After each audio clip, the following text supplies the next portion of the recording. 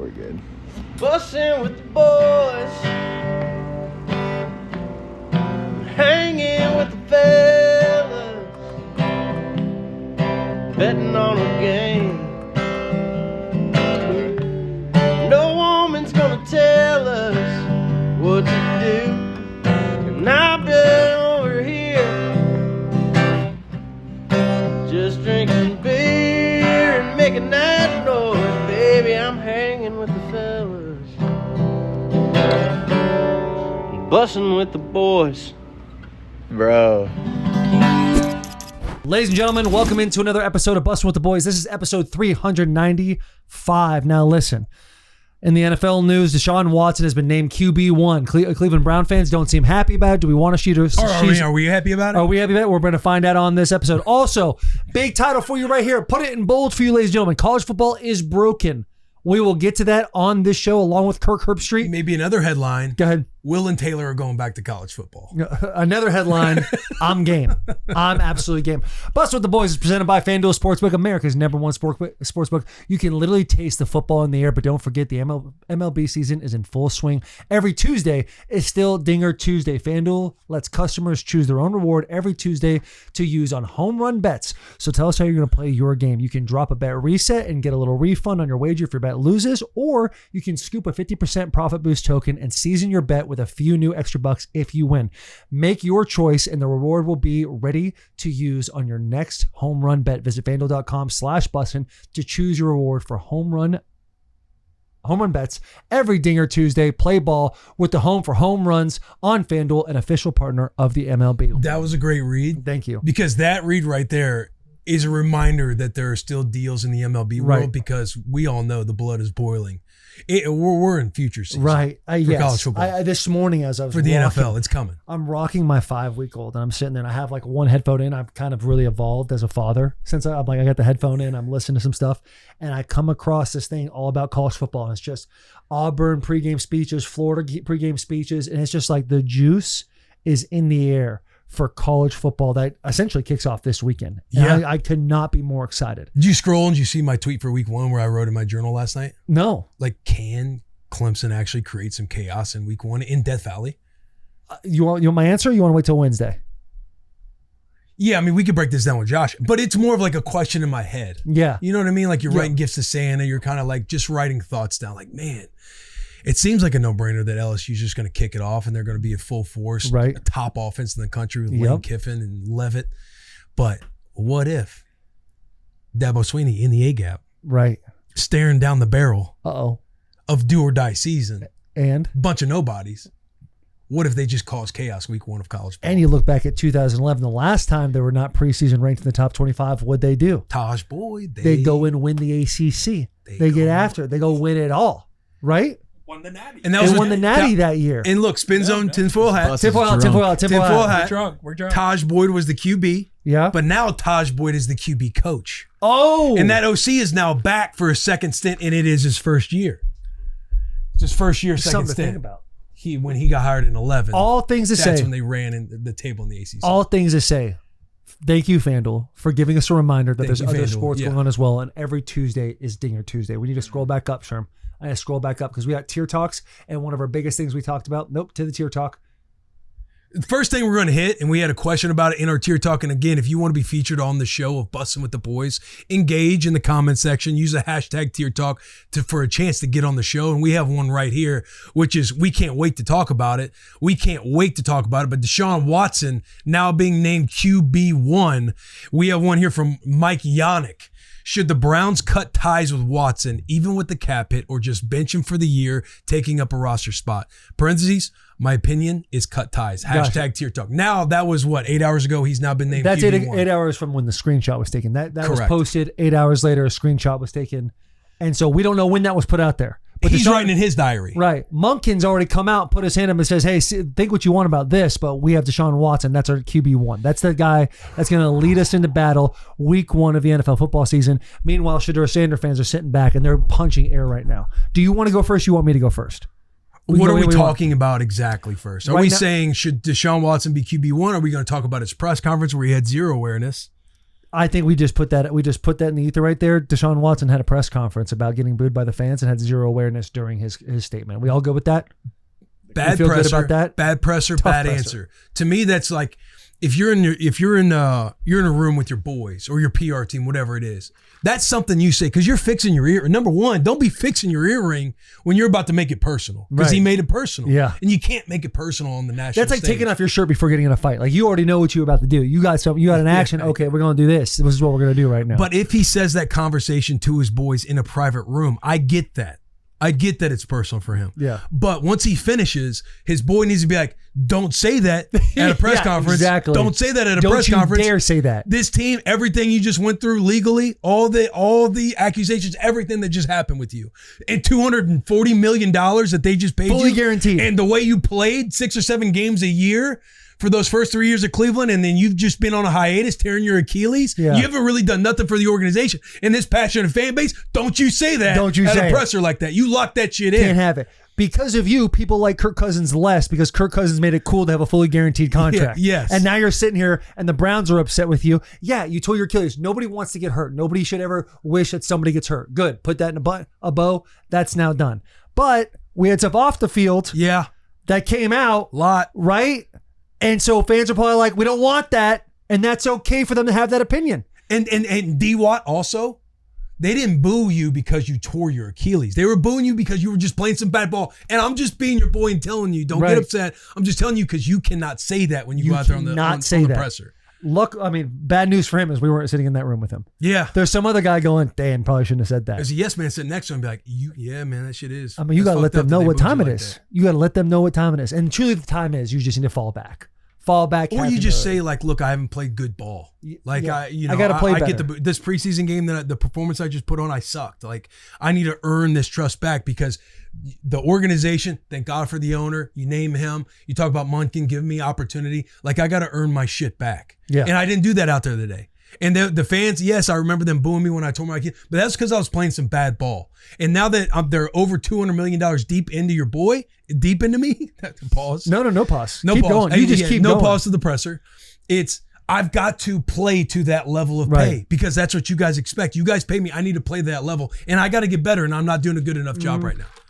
And just give me 1 second. This earring is bothering the shit out of me. Just let Yeah. me fix it. 'cause I'm sorry. I apologize. Let me just. Yeah. I want to be better. Yeah, I want to be better. And it's with hard you for me to guys. focus with this thing dangling on me. Maybe I should just take it off in general. But my yes man said it was already good for me to have that on. Yeah. You're talking like an individual that's 37 years old and is completely zoomed out from the football world. Yeah. 100%.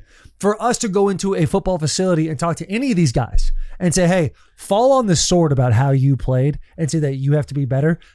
99.9% of those guys are going to be like, fuck that. I'm not doing I that. don't know. We're talking quarterbacks.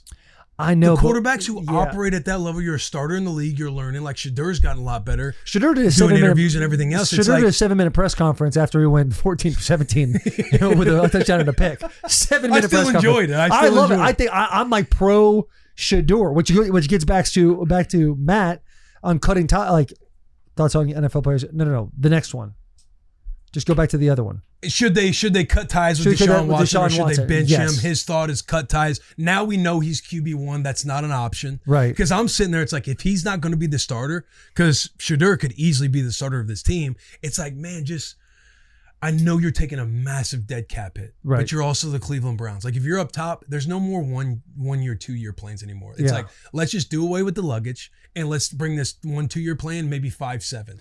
Because Yeah. we're going to be in a bad spot no matter what. Because there's multiple pills you have to swallow here. The first one is the biggest one, which is the financial burden you're going to have to take place of putting a quarterback like Deshaun Watson with the contract he has and putting him on the bench. That's a tough pill for the Browns organization to swallow. Now, Todd Monken was at the Ravens, correct? Yeah. Comes over and is now a first-year head coach with a franchise that has essentially been failing for multiple decades. They need to get back on track. They've already said, based on their actions in the offseason, that we know that this year is about rebuilding, getting draft equity, and building for the future by getting rid of Myles Garrett, bringing in Verse, who's a hell of a football player, but they get multiple first-round picks with it. So my thought process is now, if I'm Monken, and you know the fan base feels that way about Deshaun Watson, I would have, this is just me sitting in that and being like, guys, I am going to put Shedeur Sanders in here. And the number one reason why is we need to know what we have at our quarterback room. Because with this draft coming up, with all the guys, Dante Moore, Arch Manning, Lenora Sellers, you had a whole bunch of individuals that are like going to be possible top 10 caliber guys. The most likely scenario for the Cleveland Browns is they will be sitting in a top 10 pick situation come April of 27. So you need to make sure that you've looked at everything you need to see with Shedeur Sanders and even Dylan Gabriel. Because if we know one thing's the answer, it's the fan base has said it, and the way Deshaun Watson's talking about in his press conferences, he is not going to be the long-term answer with the Browns. So if I'm Monken, now you have your insurance policy as a first-year head coach where essentially you're saying, we know we're not going to be good this year. Let's find out what we have at the most important position in this sport, which is our quarterback. Find out who that guy is. And if he's in our building, now when we have a top 10 pick going into next year, we feel a whole lot better because we have so much draft equity and we can go get possibly the best player in the draft, whether it be a Jeremiah Smith at wide receiver to help our quarterback.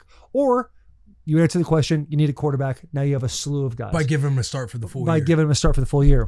Somebody's calling me. Hello? Yeah? Okay, thanks. That was Kevin's Natural Foods. That was a clean take. Thank you, brother. I appreciate that. That was a clean take. That was a clean take. I like that. Thank you. Take. That's just what you got to do, right? Yeah, because if Deshaun Watson, again, the 3 years that he has there, he's only played up to 7 games each season before something's happened. Yeah.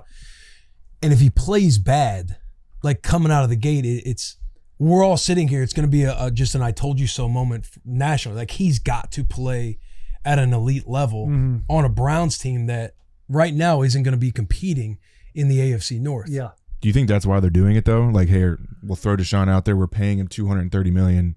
Let's throw him out to the Wolves.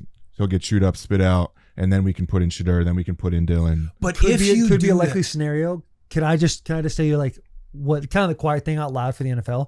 It's a team sport. Greatest team sport in the entire world has to offer is the game of football. When you get to this level, not only the players, but also the coaches and the guys on the second floor who are choosing who's going to be on the roster and not be on the roster, everyone's got to be like, well, I got to make sure I have longevity and I can last a long time. Yeah, the cover your ass mentality. Is trying to have a good year this year, which I respect. If you're a Browns fan, you're like, Taylor, you sound like an idiot. We need to be great this year. You don't have the tools to be a playoff caliber contender type of team. So make sure you can get, like, you just got to look 3 years in the future. And sometimes owners don't have that kind of wherewithal, that 2020 vision to look in the future with that coach and say, okay, they're going to get us there. Then they'll make a cut. We saw it with the Raiders. But if I'm Monken, it's like, I need to start figuring out the pieces now. So in 2027, we're the surprise team of 27. But the quiet thing out loud is Monken might not have full control. And again, I'm just speaking. That's another great. That's a Kevin's Natural Foods right there. To where the owner's like, this is the investment that was made. There's no shot that we're cutting him, and I'm taking this much of a hit. You guys need to figure it out. Whereas, okay, he's not playing well enough. He's QB1. So again, the quiet part out loud is maybe. And I know I'm speaking out of my ass because Monken might not even think this way, but Monken's hands could be tied to where he's got to play that guy because he could be thinking like, let's just get Shedeur in there and get him going. Right. Because Mitch, in your world, maybe that's a thought of get him out there, you feed him to the Wolves. If he doesn't play well, it kind of forces our hand to make a decision with him. But you're setting yourself back because if you already had the decision made that he wasn't going to be the guy, you could have started off that Shedeur Sanders, letting him know you're going to be our guy for this entire year. Yeah. And that Gabriel, you're going to be your QB2. Right.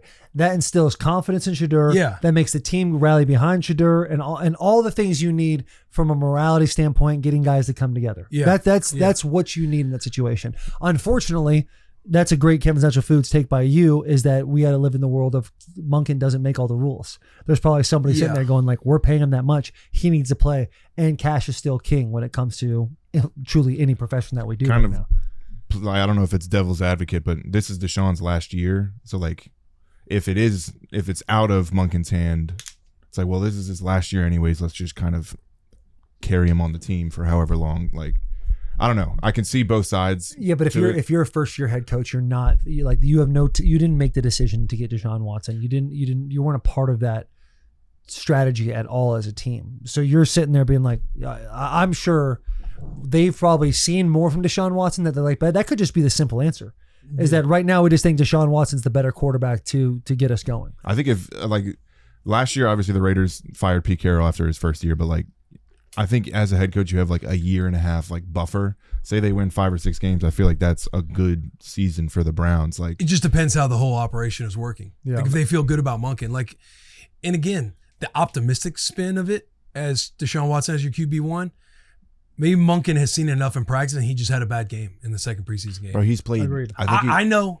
He's truly. I think the stat is he's played like 13 or 14 games in 5 years. Yeah, no one's arguing that Deshaun Right. Watson put a ski mask on, whether he controlled it or didn't control it. Obviously, you can't control an Achilles popping, but ski mask came on and he did his thing. And They went in doubt that about bank it. and they said, fucking Yeah. pour it in there. They said, put it in there. You press 200 that plus. button, there's going to be casualties. But I digress. Let's get to some good news. All right. A couple weeks ago, a man in Tampa Bay was vying for, I want to be traded. I want to be sent out of here. People were saying, you can't get this guy. Here's a cornerstone of the team. And we're proud to announce that Vita Vea has officially signed his extension. We'll give him a round of applause right Vita now. Vea, friend of the show. Friend of the show, Vita Vea, one of the nicest guys in the world. This is a guy that you obviously first and second down plugs up the A, B, and possibly the C gap at all times. He's a massive run stopper. There is nothing more devious, more maniacal. When a defense coordinator takes that big of a unit and puts him at a 9 technique on a tackle, I saw a clip and it had to, unfortunately, Jack, be the Titans. I don't know who the tackle was, but this guy vertical sets Vita Vea from a 9 technique and just what do you play dumb games, you're gonna win dumb prizes. That guy can be successful on any part of the defensive line, so that's a big win. We'll give one more for that. Shout One out more Vita for that. Vea. Can we just get back into bad news? Get Like, back I know to you bad wanted to news. give a positive Oh spin. yeah, but it's okay. That's the thing. It's a yin and yang. It's a Yeah. bounce. Go ahead. What's going on with the college football, with the NFL guys now getting to play Well, college football? before we jump into that, we have one more NFL thing, and that's just a quick moment of silence. I thought you were going to go to this. Is Chubb?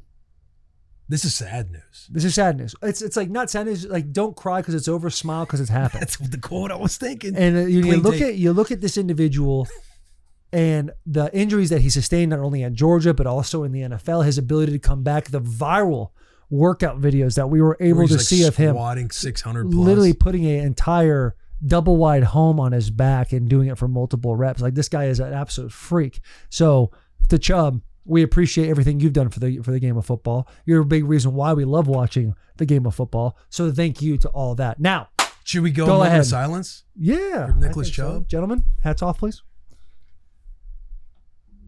We love you, Nick Chubb. We love you, Nick. Hey, hard fucker to tackle.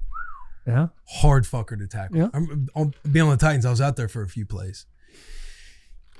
And there's one he broke on me where it legitimately, like, I didn't stop his feet. I didn't stop his legs. Nothing. And I kind of slid down the tackle and it was like fucking them fat trees, bro. Yeah. Like his legs felt He like had some massive redwoods on trees. And his legs were hard as shit. Like he's not hard to tackle, but his legs were hard as Yeah, it's shit, like bro. And like I'm sliding down like a fucking concrete pole in Yeah. a stadium or It's like something. the Eagles just greased the poles and Yeah. then you were sliding off one of them poles. Bro, hard to tackle. What a stud, man. What Very a stud. crazy to think. Sony Michel, Nick Chubb, and Todd Gurley no longer play the game of football. It gets Yeah. crazy. The game's moving, man. What's that song? If you have to. That sad one that Linger? goes by. By the Cranberries? Is that what it is? I don't That is know. what it is. This just a collage of them going by and all the success they had. Could Nick Chubb go back and play college football? I think he should be able to. With the way that, what was it, this 2022 like Supreme Court ruling Now, here's granting my question. these guys. Go ahead. Mitch, Cody, whoever knows about this rule. Is this rule only for these guys in this year who happen to be cut, rookies, to go back and play college? Or is this something we're going to continue to see? From what I understand is that the rule was placed that this first class, so the rookie class that Daquan Wright is in, that the rule didn't apply to them, but then they sued and filed an injunction where they say, no, it should apply to us, and judges are basically arguing in their favor that they should be able to come back. So I don't know what it means for future. The future is you get 5 to play 5. But it didn't apply to them because the rule was just made. But then they're saying, no, we should be allowed. We should not be excluded from this rule because we graduated last year. Same thing that went with the junior college thing, like where they're setting a line, but then they're saying, hey, no, we should be involved. And then judges are, ruling in their favor. from what I understand. I mean, every tweet you look at, you see injunction and a judge. Like, this era of college football needs to end. Like, too many judges involved in college football. Too many lawyers, too many. Gosh. It's like if something doesn't go their way, they just go and find these judges and these lawyers, bro, and they find loopholes, whatever it is, because there's zero leadership. You don't even know where their leadership is in the NCAA. Yeah. It's just all over the place. And the only unfortunate thing is it's going to take more judges and lawyers to actually get some boundaries. There's going to be a lot more lawyers involved before they're out of there. But right now, I do say that we do need more lawyers and judges to fucking help fix like this we thing. have a lot of lawyers and judges fighting for these guys to be able to play. Where are the lawyers and judges putting some balance, some stability back in the game of college football and allowing this to truly be, pure again? Because listen, I'm going to watch college football no matter what. It's one of my favorite things to every single year. Look at the transfer portal, see who we're getting, all the things. It juices me up. But when I'm seeing guys who are catching NFL preseason game passes, scoring NFL preseason game touchdowns, and going, I think I'm going to go back to college. That's what I'm like, well, there's this big, like, these lines are now getting blurred so much that I don't know what's what. And I love having the NFL as like the ultimate pinnacle where we want to be. Like, every kid's goal who plays football is to make it to the NFL. And then the step to do that is to get to college first. But after college, after you graduate, Dan Lanning said it best. Once you've graduated, you've got to go, or not graduate. You've done all of your eligibility. Once you've entered the world of combines and pro days, it's over, man. Because like Dan said this in his press conference, when you have, like, the way college football works now is you can only have so many guys on your roster. So some of these individuals, what's this guy's name? Daquan Wright, who is being waived and now has a contract set in place if he clears waivers, which we'll know later this afternoon. He has a contract to go to LSU. LSU, based on the amount of guys they have on their roster, they will have to cut somebody, bring somebody into Lane Kiffin's office and go, hey, there's a lot of other college football teams out there, but LSU is not the team for you because we have to keep a certain amount, and Daquan Wright is now going to come in. So you're taking a guy who was a part of spring, a part of winter conditioning, a part of summer camp, and this guy, which is probably a better football player than the guy they're going to cut. That's how this game works, right? You're not going to get an elite guy be like, see you later. But like, dreams, aspirations. This guy lived it out in college football, played his games at Ole Miss. Now he's in the NFL. It's like, now you have to go try to make it in the NFL. And that should be your next step. Now, if he comes in and balls out, am I going to be like, oh, look at LSU? No doubt about it, because that's the game. But we need some stability and structure. And the only way it's going to come, and I think Josh Pate says this, is like, it's Congress. It's legislation. It has to take place in order for college football to change. Yeah. It sucks. Imagine like your first year in college being like, oh, this is too hard, I can't make it. And you're like suing to go back and play high school for another year. Yeah. It's bad. If you're LSU or these teams that are going to get some of these guys that get cut in the preseason, obviously you're trying to expose a loophole in there. Like, as much as I hate it, I understand. It's like, if you're in this competitive environment, you can go and get a good player that you coached at Ole Miss, and now you can bring him on to LSU. Yeah. I get him going after the kid, calling up Monken 2 weeks ago, like, hey, what are you thinking here? Is he a bubble guy? Hey, you might as well cut him for me so I can get him back at LSU. We'll pay him well. We'll pay him better than what he's going to get on his rookie deal. And what you just said is the absolute truth of the game. It's another Kevin's Natural Foods clean take right there. Is these players, like, in the competitive nature we have in college football, you need to take every single rule and expose the rule if it has any flaws. And right. If you're a player, you want to do the same thing. Yeah, if you're a player, but as a coach as well, like, if the rules are in place, then you play the game the way the rules are established. And this is the way the rules are established right now. So if you're a college team out there that needs to go get an elite player from the NFL, well, go get him then, because you can do that right now. Yeah. Eventually, it's going to change. Take advantage of the rules while we're there, because that's how this goes. Disgusting. It's going to be so insane to like hear if this guy like is making a play in the first. He's going to LSU. Is that like he's making? He has a contract in place per his agent. I believe that's Rosendahl, right? Rosenhaus. Yeah, because the way I see Shefty tweeted, he's like, history, and then writes up the tweet, and then per agents Drew Rosenhaus and somebody else. Like, okay, Shefty's works very closely with Rosenhaus, because now he's like, hey, Shefty, you got to say history is being made here. But it's like, just think like he makes a play. Oh yeah, like Daquan Wright. He actually was at camp with the Seattle Seahawks, but now he's back playing. Like, that's just the fact that they're saying he was on an NFL team, but now it's coming back to play college. Like, it's broken. And it is broken. It's disgusting. It's all the words. However, it's within the framework of the rules at this point. What even are the rules anymore? Exactly. We don't know. Something Something happens, we're like, okay, yeah. But what is this? This is the This same. should be the deal. Like Sorsby. Sorsby gets that's what I caught was just gonna gambling. say. Hey, we're suspending him, blah, blah. It's like, yeah, that sucks. But then you find the judge, you find the right people, lawyers, agents, whatever it is. They're going to do the work, find the loopholes. Right. Then he's back for a minute. Then he's gone again. Yeah. But even, Then he's gone again. but even with Daquan Wright, it's like, yeah, man, I don't fucking know. I don't know. We need leaders. We need them now more than ever. Yeah. We don't know who they are. We this need world. Josh Pate to become the commissioner of college football. That's what we truly need. That's the only thing that's really going to fix this thing at the end of the day. I'll say this, though, even before Daquan Wright, sound like he's going to go to LSU. I'm high on LSU this year. Yeah. Yeah. I talk myself into too many things. I'm in the spot where I've talked myself into everything. I could talk like my- people's got floors that are like, okay, I could see them maybe only winning 6 games this year. Then I'm like, oh shit, like if they get hot, Right. they go 12-0. And it's They like go you 10-2. And that is, so here's the fun part lot about of this teams new this NIL year. era is like every year before NIL, it was this recruiting class was so good. They had the top 5 recruiting class. We'll see how they are in a couple of years. But every year you kind of knew who you were going to get and who was coming back and what voids you had to fill based on guys going to the NFL or their eligibility to be ran up. Now it's like every year you're like, dude, you see that LSU put $40 million into their roster. We got this guy, we got this linebacker or that defensive lineman. And then Georgia, what the hell is Georgia doing over here? It's just Kirby Smart and Gunnar Stockton, a great offensive line and a running back. But where are their wide receivers? Yeah. And it's just like there's so much change that as you look at it from a person who, we're going to be on a show talking about college football, it's like, how fun is it to kind of figure out the puzzle of 2026 college football season? You just got to root for some chaos, man. I'm looking into the SEC. You can almost guarantee that. Been looking into the SEC more. I was looking at the SEC more over the weekend, and I'm sitting there. I'm even looking at Tennessee and South Carolina. Man, what if? What if, man? The OC You already know. from TCU, Bryles. Yep. Like the RPO system with Sellers, man. And you see Sellers' class schedule. He Golf. ain't got one. Golf, man. That's what you do when you're an NFL quarterback. Yeah. You play golf and you play football. And that's what Lenora Sellers is doing in college. That is the new age. That's what you want to see from QB1. But yeah, it is what if. It really is. Like they're one where it's like it'd be a team you could see as low as I'm not putting this bad juju, but low as 5. They can win as many as 9, 10. 11, Masters of 12? Chaos. 11, 12.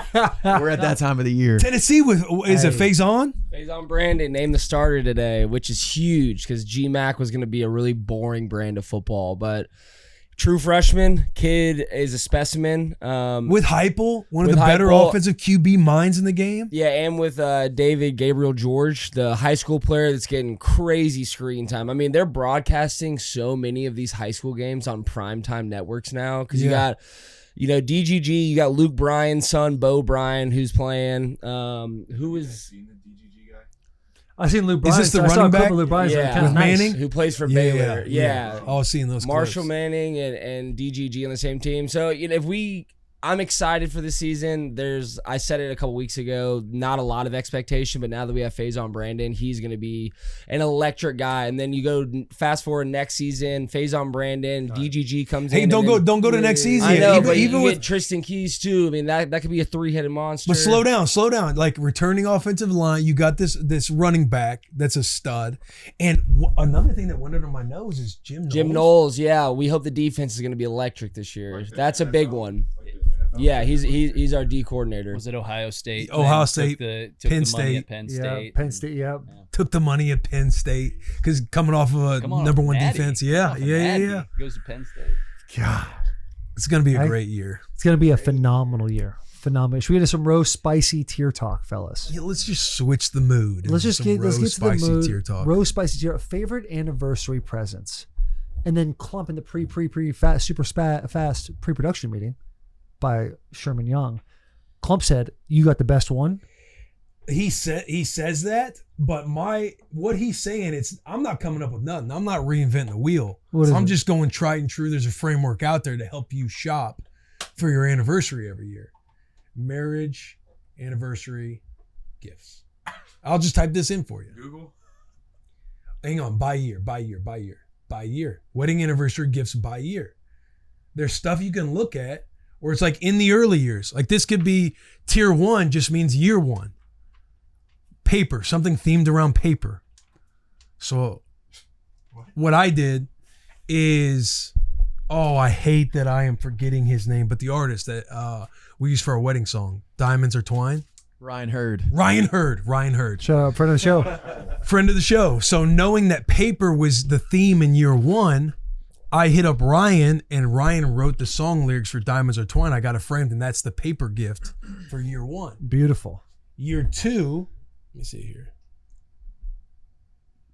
Year 2 was cotton, but I don't remember what I got in year 2. Got a nice shirt. All I'm trying to say is I'm not out there reinventing the wheel. I'm like looking. I type in the Google machine, like wedding gifts, wedding anniversary gifts by year, and they kind of have the whole playbook for you. What have you got each year? I'd have to think about it. I'm on the spot right now. I'm under the gun. I'm Dabo Sweeney entering this year right now, and my brain's not working. Will Cup is in the A gap right now. Favorite anniversary presents. So you got just go year by year, and so when you get them caught in one year, be like, this is what they said. Yeah. They So should've put this year on there. 5, which was what it was this year. Year 5 was wood. I got her like a wooden picnic basket because she loves to go on picnics with just like our names on it, like a little wedding anniversary thing. But I used like a wooden picnic basket that I got like custom made. Got that shipped in. Boom. Anniversary gift taken care of. Done. Locked in. Yeah, because it's tradition. Yeah. You know what I like, dude? I like kind of going outside the boundary a little bit, pushing the envelope a little bit when it comes to gifts. And if I had to think about my favorite anniversary present I could give to somebody, it's pretty simple. You head to bwtb.com. All right. You look at all the apparel you got on there. If you're a new dad or a new mom, you're a fan of Dad Pot, you got that. Like, I would just go in there, and I'm sure they run deals all the time at bwtb.com, and I would just get them some of the If merch. you love football merch. Yeah, because I would just, that's what I would do. I'd be like, hey, I got you this. And they'd be like, oh, I never really heard of this show before. I'd be like, well, it's a thought, right? That counts. Yeah, like if you So get it's them really this important. hat that you can buy on bwtb.com, it's like, Right. oh, flip the lid over and it just says happy anniversary written in silver. Beautiful. Silver. Because that's a Sharpie. year. That's probably a year. Yeah. Silver's probably a year Yeah. of the present thing. Yeah. Right? Like cotton. If it's cotton It's tea. cotton man. tea. Sweetheart, So year 2, if you're going to year 2 of marriage, why not get the shirt you're wearing right there at bwtb.com? you could tell your husband, I know you're a PT sicko. The theme in year 2 is cotton. Yeah. I got you the shirt from bwtb.com. Fantastic. I might be God tier. I don't know. Might be Kevin's Central Foods clean take. I don't know. Fellas, any anniversary gifts? A nice trip. I feel like last year we went to Anna Maria Island, which is awesome beach down in Florida. This year we went to Hawaii. And we're not gonna do like a trip every year, but it's an epic gift because you don't really have to. You don't get a gift for each other. You're just there experiencing a new place. Yeah. Some amazing. Now, are food. you The gift is rolling the this gift out? is the environment. Are you rolling this out as a gift to your wife? No. Like, hey, our gift this year, I'm taking you to Hawaii. No. It's Daddy's got you. I'm financing it. I'm financing it. It's a team 3 payments. team gift financed by the Like husband, sitting there talking who about has it. a joint bank account with I feel like the gift is experiencing it together. right. Exactly. You guys kinda It's sit down and it's talk photos shop. you look back on 30, 40 years from now and be like, remember when we were young? Right. I went to Kauai. Because we're gonna start making photo albums for each trip. And so I keep seeing this thing on Twitter, Instagram that's like, I refuse to have my kids go through 10,000 screenshots of like my trips. And then it's basically an ad selling how to like create photo albums Yeah. based off your Shutterfly, dude. Shutterfly does a good job. You send the photos, you can set it up all like that. Yeah. It's kind of nice. Taylor does one for every year. And them bitches are thick.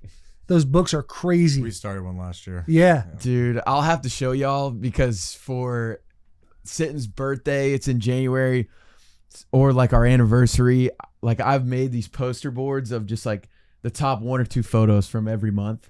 So 2 best photos from January, most fun photos from whatever.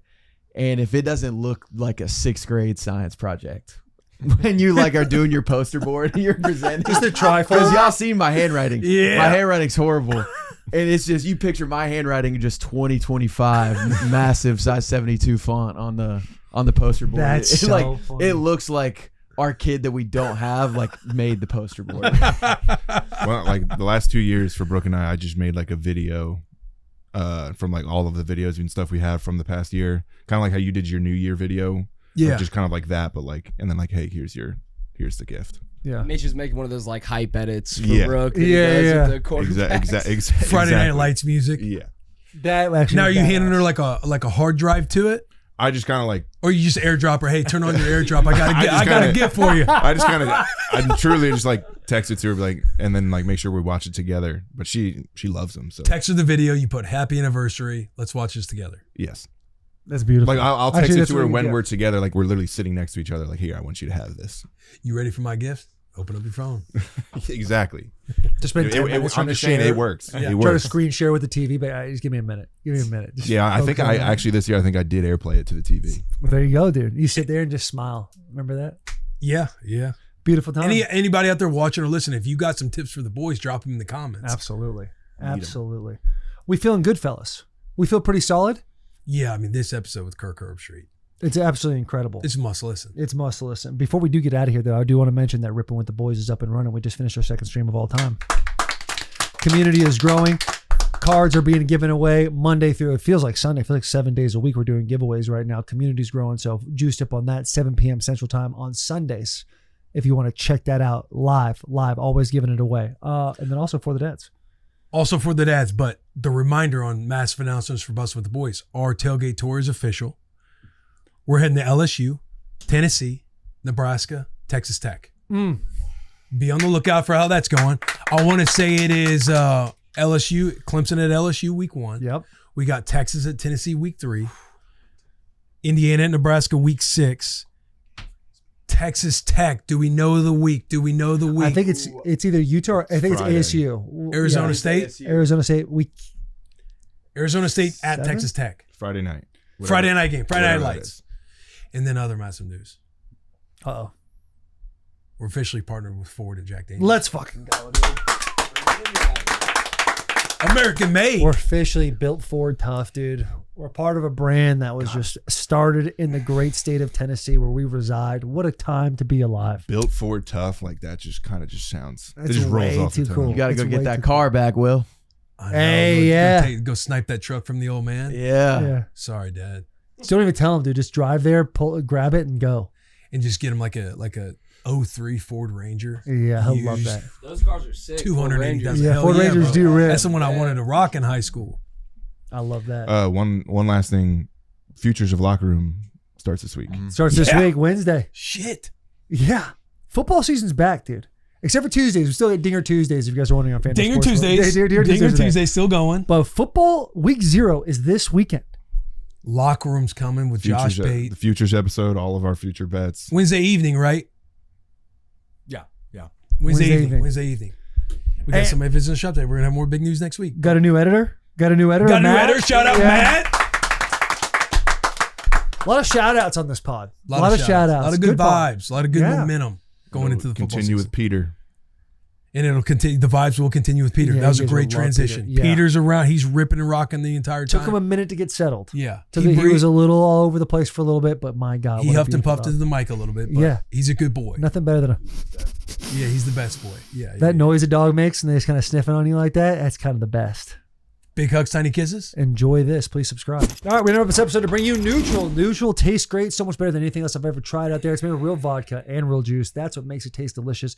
Comes in a variety of flavors. I'll give you my personal 2 favorites, pineapple and lime. It's perfect for social occasions, a crowd pleaser, especially during the summer. Think at the beach with friends, at an outdoor bar, on a lake, or at a music festival. It is the perfect time of year to grab a 12-pack of Neutral for the beach or grab a bucket deal in your favorite bar to celebrate summer. Neutral, keep it tasty. And these interviews do not happen without Bud Light. These interviews are brought to us and presented by Bud Light. Easy to drink, easy to enjoy. Bud Light is always brewed with 4 simple ingredients for a clean, crisp taste. Anything for that clean, crisp taste of Bud Light. Bud Light is the official beer sponsor of the NFL, NFL Draft, the UFC, which is now on Paramount Plus, and partners include Peyton Manning, George Kittle, Bussin' with the Boys, Shane Gillis, Post Malone, Bruce Buffer, voice of the UFC, and Baker Mayfield. Stock up now on Bud Light. Head to www.budlight.com/locator to find a store near you. Enjoy this interview with Kirk Herbstreit presented by Bud Light. He's been in the game for over 3 decades. Started with college game day, been all over the place. Now he has the most insane fall anybody's ever seen. His dog, Pate, is also here. Is already a Bussin favorite. He's a good hanging out with boy. all of us. He's a little stressed right now, but he's going to be here. We need him. We got to have him. Hey, the Herbstreit dog haters are gonna be screaming at the clouds right now. Him. I don't know. But hey, man. I don't read do any you mind if I comments. just give you a round of applause real quick for coming on the show? Round of applause for Herbstreit. Let's start with that. How do you hate? I don't know. I didn't know Yeah. people. I thought it was the only thing that was universally loved. I didn't know there were people that get upset about it. Like, There are people why do that they get upset about it? I guess because you just show your dog all the time. I take him everywhere I go. It's like you know, the haters that are sitting there and being like, look at Kirk Herbstreit, look how much he's accomplished in his life, how amazing. And this SOB has one of the most beautiful dogs we've ever seen in the world. People probably be like, he's doing it for clicks, he's doing it for that. There's got to be some sort of hate. People just want to hate on success. Well, I just set the record straight. He's just a friend. Like I just bring him around. It's like I came here. By the way, most people ask me to bring him everywhere I go. So it's not like you guys, hey, can you bring Pete along? I was like, sure, I'll bring him along. I bring him no matter what. I mean, the only time I don't bring him is if someone says, don't bring him, and which has never really happened. So if you see me, you're going to see him because he's with me every single place I go. And by the way, like, how do you not bring this? I mean, look at him. He's the a good physique boy. is incredible. And he's just so chill. This You know is what a, I mean? This If is I a could top throw- 10 linebacker. Oh build my right God! Yeah, he's Where would great- you guys play him? Would you would you play him at the mic, or where would you play him outside? Because I'll tell you run. what. He Number can run. one, he'd be in Cameo? the spinner package. Yeah. Yeah. Get him moving around along Yeah. the line of scrimmage. Maybe the second level. Maybe the first level. You know who this dog reminds me of? Melvin Ingram. Played for the Chargers for a long time. He could do stand up, he could go on the line as well. Anytime you Very run in the versatile. 3rd and 6, he'd be in that radar look where Boy. it's like, hey, we know we're gonna call on him a big, Yeah. so he's gonna count as our 4th down, That's a and then we great just gotta call. figure it out. What's crazy is in college, he was just more of a defensive lineman. And then when he went to the NFL, I was like, I didn't know Melvin Ingram could do all that. I mean, he's blocking punts. You could even put him in there What on an offense for a athlete. player too. Yeah. We were at the Pro Bowl. I was at the Pro Bowl with him, I think, a couple of times, and he would be kicking like 45-yard field goals. Oh, he's that guy. He's the guy that grabbed the ball from the 30-yard line, hit Just the a freak. crossbar. Just a freak. Just a guy that picks up a bat, hits it 500 yards. He's one of those guys. Yeah. It was just awesome. Then he'd be like, yeah, man. Just like totally chill right after. He's like, yeah, it's kind of how it is. It was unbelievable. Well, I don't know how, if you hate a dog, then I think that says a lot about you. Yeah. You know? But Yeah, there's no agenda by me. I just bring him where I go. Like, oh, look, Right. there's Kirk Herbstreit showing off his dog again. Yeah. Like, why am I? How am I showing him off? If I could throw a dart at the board. Yeah. If Go I ahead. could throw a dart at the board. And I feel like I know Throw what your it. dart is. Go Throw ahead. It was, I want to say where the line started to get drawn. If I'm reading the internet, it would be when the one passed away and you had a really tough Ben. time. Yeah, it was brutal. Yeah, Ben. really tough time. Yeah. And everybody felt, everybody this. And then it's like the next week, people didn't know you had a roster of them. Yeah, I got 4. So that would be where if I threw a dart at the board where maybe some divide started happening, it's like, oh, he was so sad we felt for him, but he's got another one. He's got a next man up mentality. Oh, And Right. wow. Kirk, well, he's been in football for so Yeah. long. He's been at practices where it's like guy gets injured, move it up 5. You got to put the next guy in You know, sometimes. when Ben died, it was in the middle of the season. I was in Baltimore doing the Bengals Ravens game. It was the game I think Joe got hurt. Remember that game where he hurt his wrist? Yeah. That That was early. Yeah. Yeah, early in the season. Yeah, and it was very unpredictable. He had cancer, but he was really holding up great through chemotherapy, and then it just turned. We tried to take him to what's he getting? We actually took him to a holistic doctor near Philadelphia to try to last gasp, try to save his life. And meanwhile, that was going on like on Monday and Tuesday and Wednesday. It was actually the night that the president. I was in some small little hotel, and it was, I can't remember if it was Trump and Kamala Harris. Like, who's going to be the president? I'm in some place, small town outside of Philadelphia, trying to save Ben's life. Trump ends up beating Kamala Harris for the president. And then the next day, I had to fly to Baltimore, and my son was with me throughout all that. And he flew to Ohio State veterinary school, and they tried.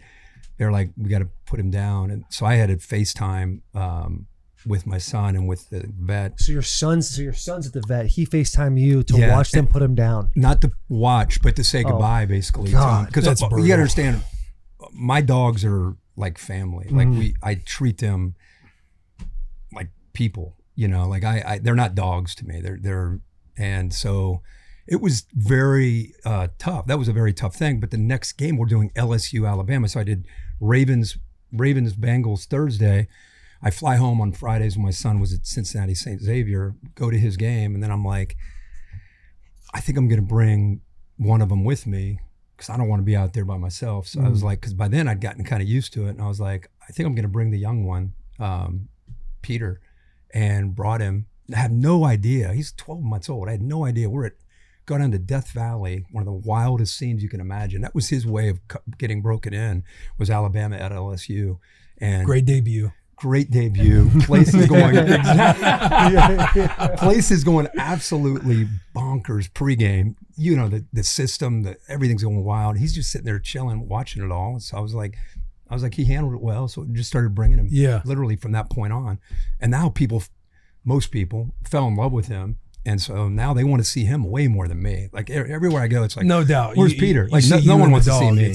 You want to give some credit. Look at him. He's Shoot up. Let him have it, man. Let him have it. Now, what do you got, Petey? Do you give him any? Do you guys do any preparation? Like you're like, hey, I know you're young. I know this is going to be your first start, but Death Valley's a different environment. Yeah, you know what I do? It's going to be chaotic, but it's going to be fine. But keep poised. His walkthrough was my son's playoff game. St. X played Winton Woods in Cincinnati, and I took him into that environment.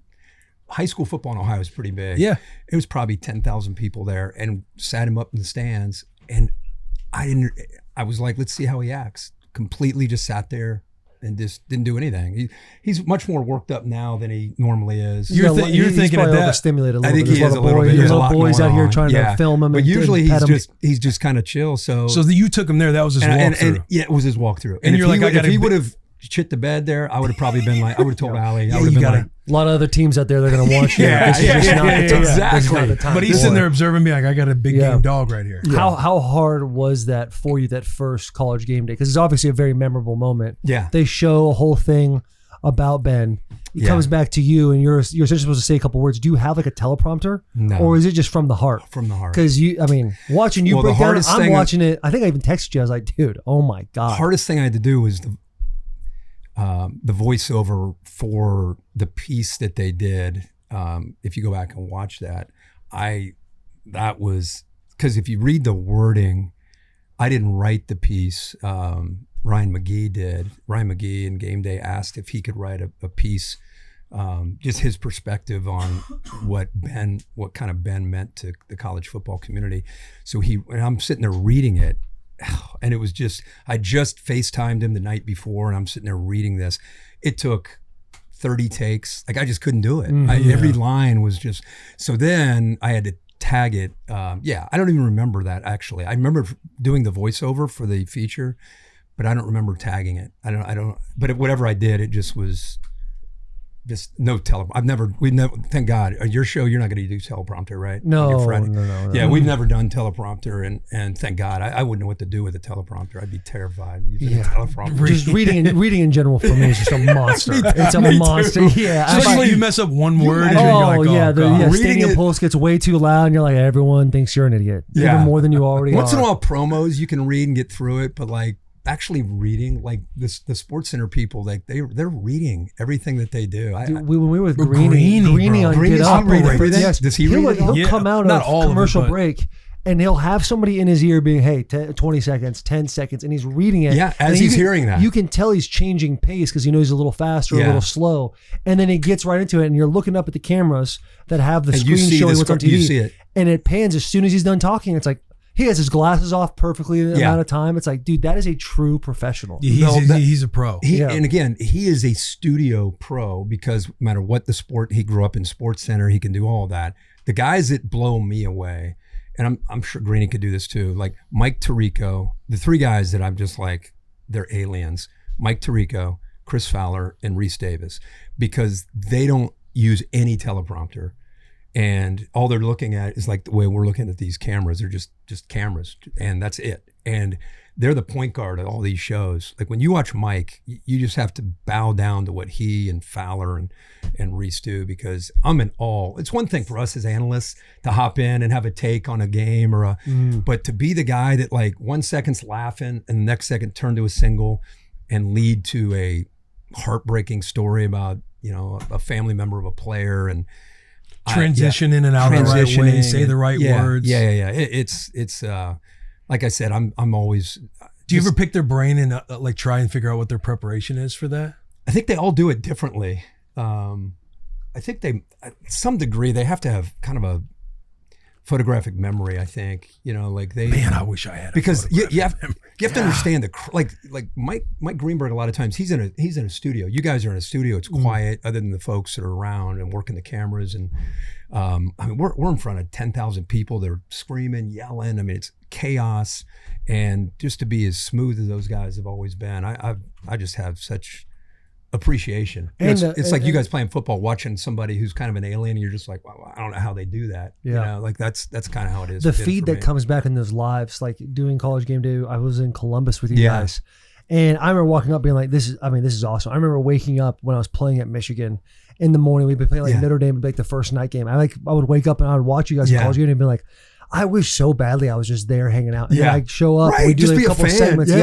Do a couple of segments with you guys. Oh, you did great. The way we went to dinner at Jeff Ruby's dude, the night before. That was great. I really feel like I was a part of the squad. Yeah. But just hearing you guys kind of bounce back and forth, and I'm hearing the crowd, but I'm also hearing the loudspeaker of you guys talking, and then it's like a little bit off by what your mouth is moving. Right. So it took me like probably a couple minutes to be like, okay, like there's a lot of different variables taking place for me to kind of zone in. So to watch you guys fluidly go through it, it's extremely impressive. Well, I appreciate you saying that. And sometimes you'll go out to do the field goal thing, and the audio sometimes it goes out, sometimes it's like and you're just like, acting like it. You got to act like everything's normal, and you're having a great Pat saying something, and you can barely hear it because the way the audio is. But there's different things, different weeks that go down on that show. How has the addition? I mean, Pat's been there for a handful of years now, but like the energy that McAfee. I mean, he's ascended into this like godlike tier of sports analyst. But having him come on College Game Day, like what has that done for the show? Well, first, you have to go back. Like when I started on it, again, I keep going back to football, but it's Game Day is a team, so it's very much like my background of playing a team sport. Like when I started, it was Chris Fowler, Lee Corso, and myself, and we kind of created a trio for a long time. And then Desmond came in, and then Chris Fowler left, and Reese came in, and then Pat came in during COVID and a little bit after COVID, and gave us a taste of what he could offer.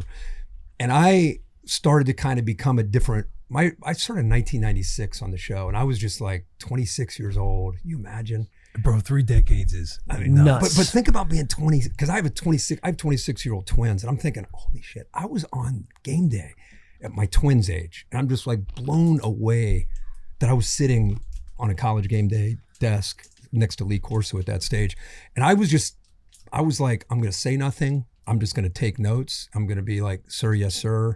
Like I am quiet. And I was like that for 4 or 5 years. And then as time went on, I got a little more, okay, I've earned the right to have an opinion. I've earned the right to but I was very put my big toe in out of just out of respect for the show and for Chris and Lee.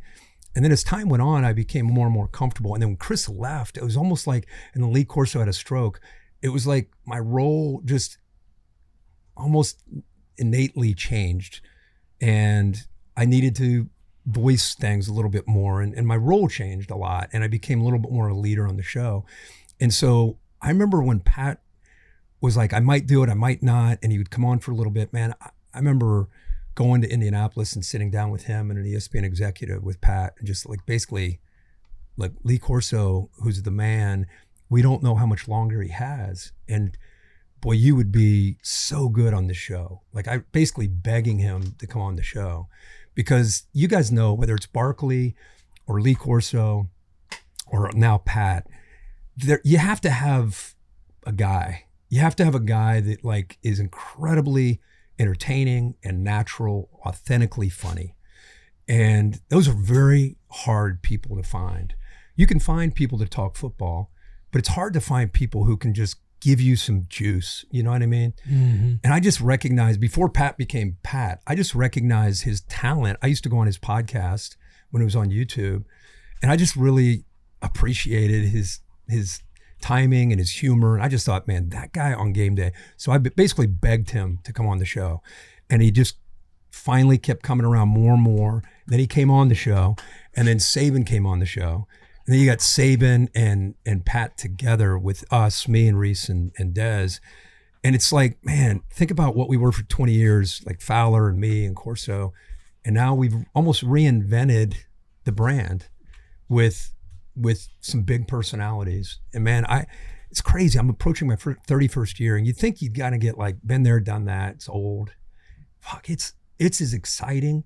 Like I've never been more excited for and I'm not just saying it. Like I'm like reading things, talking to you guys about Nebraska, this quarterback coming in from, he's at Virginia, then UNLV, Michigan with Bryce. Like those are just two stories. I mean, think about all the stories that are out there, the chaos that's around the sport that makes no sense. But fuck, Saturdays, marching bands come out, the pageantry is there. I just shoot it in my veins. Like I absolutely love it, and it never gets old. Thank God. If it ever does get old, I'll probably be out. Yeah. But right now, it just never gets old. But I'm really proud of what our show has done. Like I said, in reinventing the personalities and the way Coach Saban and Pat, those are very, very different personalities from Lee Corso, Chris Fowler, and me.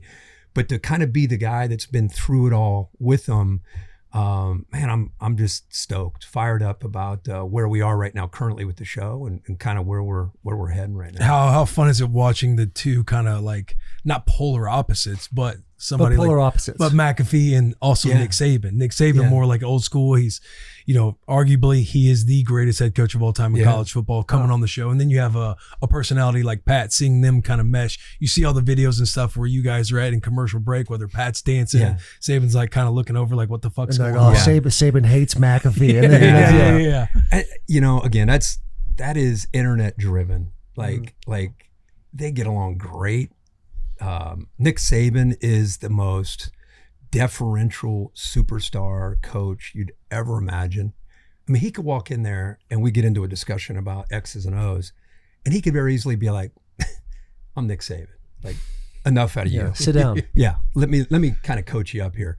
Never has done that. He is just very engaged in conversation. I'm talking like in a Friday meeting. You guys have been, have you been around on like a Friday meeting? Or if you haven't, you should come around and just watch how he is, because he's still Nick Saban, and people are like, that's Nick Saban. But, we'll get done with a segment, and like he and I do an XO segment on the board, and we'll get done, and he'll be like, every time, was that okay? Like dead serious, wants to be great at it. He's not just like, I'm Nick Saban and I can do whatever I want. He really wants to learn how to be an analyst and how can I get better and better and better and better. And so I think having that approach, and then Pat bobs and weaves, and he gets the entertainment better than anybody. But they get along. I mean, that's the great thing about like you guys and your crew. You can just sense it the second I walked in the door. You can't fake like guys that get along. I'm sure you've been on teams when that wasn't the case. Oh yeah.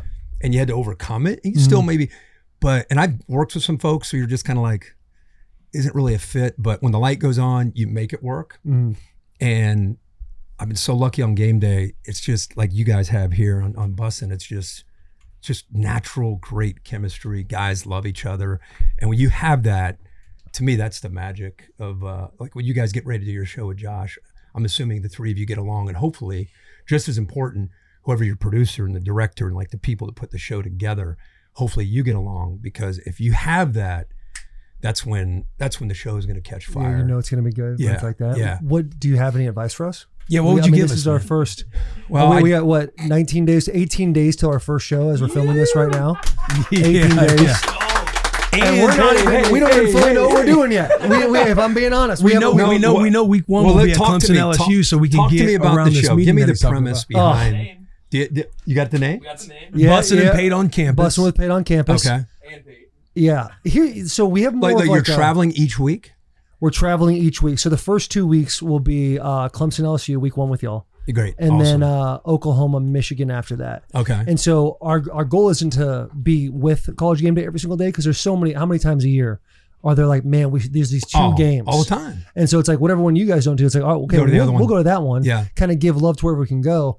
But the whole premise behind the show is like the kind of a calm before the storm. Friday, people are starting to get in. They're getting their tailgate set up, kind of having the conversations that we were having before we started the show. Yeah. Of like, hey, what about this storyline or that? Or how about when this happened back in whenever?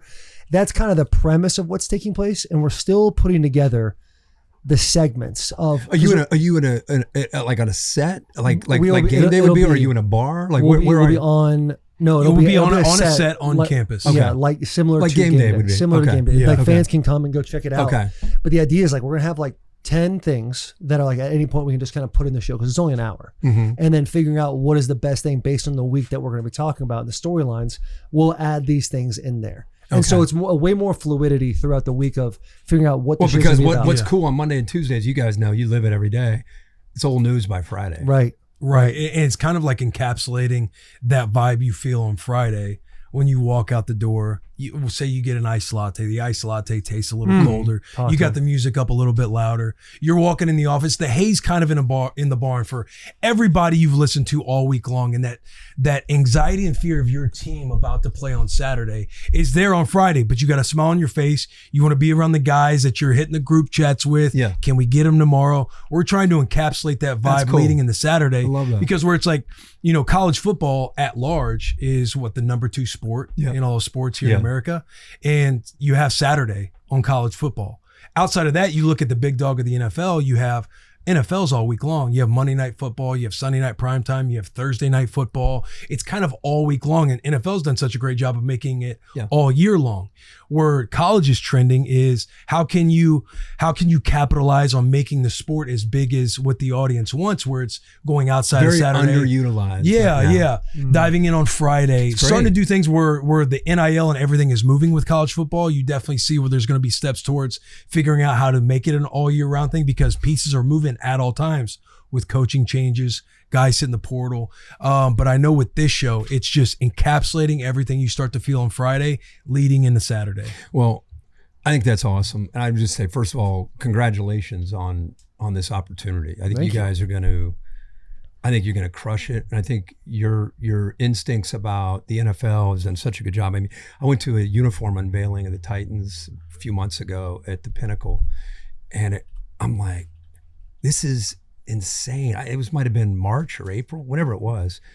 There's so many people so excited. And the uniform, by the way, is sweet. I love the uniform. Hey, I'm a big fan of the new But the edition. crowd, the way they just, everything, here's the schedule. It's like, oh my God, here comes, it's like everything Right. the NFL touches is, and I'm thinking, Social teams, schedule release drops. Yeah, like how good's a social team going to do? Yeah, everything. And I'm thinking, man, how can we take college football up there? Because NFL is clearly there, but there's no debate. The next sport is college football. It's just how far do we drop until we hit college football? Right. And then we go down to NBA and MLB. But to me, there's a significant, so shows like what you're describing and giving people more than just, and I'll be honest with you, man, I think our own place has been very, very guilty of like those morning shows. It's NFL or LeBron James or the Yankees or the Dodgers. They're playing the hits. They're not breaking down what's going on with Nebraska unless there's a turmoil, unless there's some kind of controversy. Then they're going to want to get into it. If there's a head coach at halftime. Yeah. But otherwise, like they're not talking college football. And I'm like, wait a second, why are you always talking NBA and MLB and WNBA? But where's college football on your rundown? Like it's the second biggest sport. So the more college football and the more personalities about guys like you guys and Josh who love it and care about it, man, I wish you guys would do it Monday through Friday. And maybe this Friday show will lead to a Monday through Friday. Because I think we need more college football on ESPN and 100%. More just personalities. There's personalities out there, but you look at the NFL, like as a fan and a spectator, obviously we've started to cut our teeth in the last year or so in getting on ESPN talking NFL. But in the NFL, there's no shortage of talent anywhere, whether it's what crew is going to be doing Sunday night, Thursday night, Monday night, throughout the week, the talking heads that are going to be on every topic around NFL. There's no shortage of talent anywhere. Whereas college, like, you can think of a handful of guys like your guys' crew. You got Paul Feinbaum, you got Josh Pate, you got Rogers' younger brother, Jordan Rogers, who's been doing a great job. But it's not like when you think of the NFL, like it's saturated, it's everywhere. You got enough guys. College, I feel like it hasn't been built that way. Growth. There's so much potential. I mean, this photo right here with Dan Lanning in Oregon, like Why are they not doing live unveilings of their uniforms for the week? So like Eugene can get there and be like, this is what we're doing. Similar to what you're talking about the Titans. I just feel it's untapped. Dude, Tulane. Have you seen the new uniforms that Tulane just came out with? No.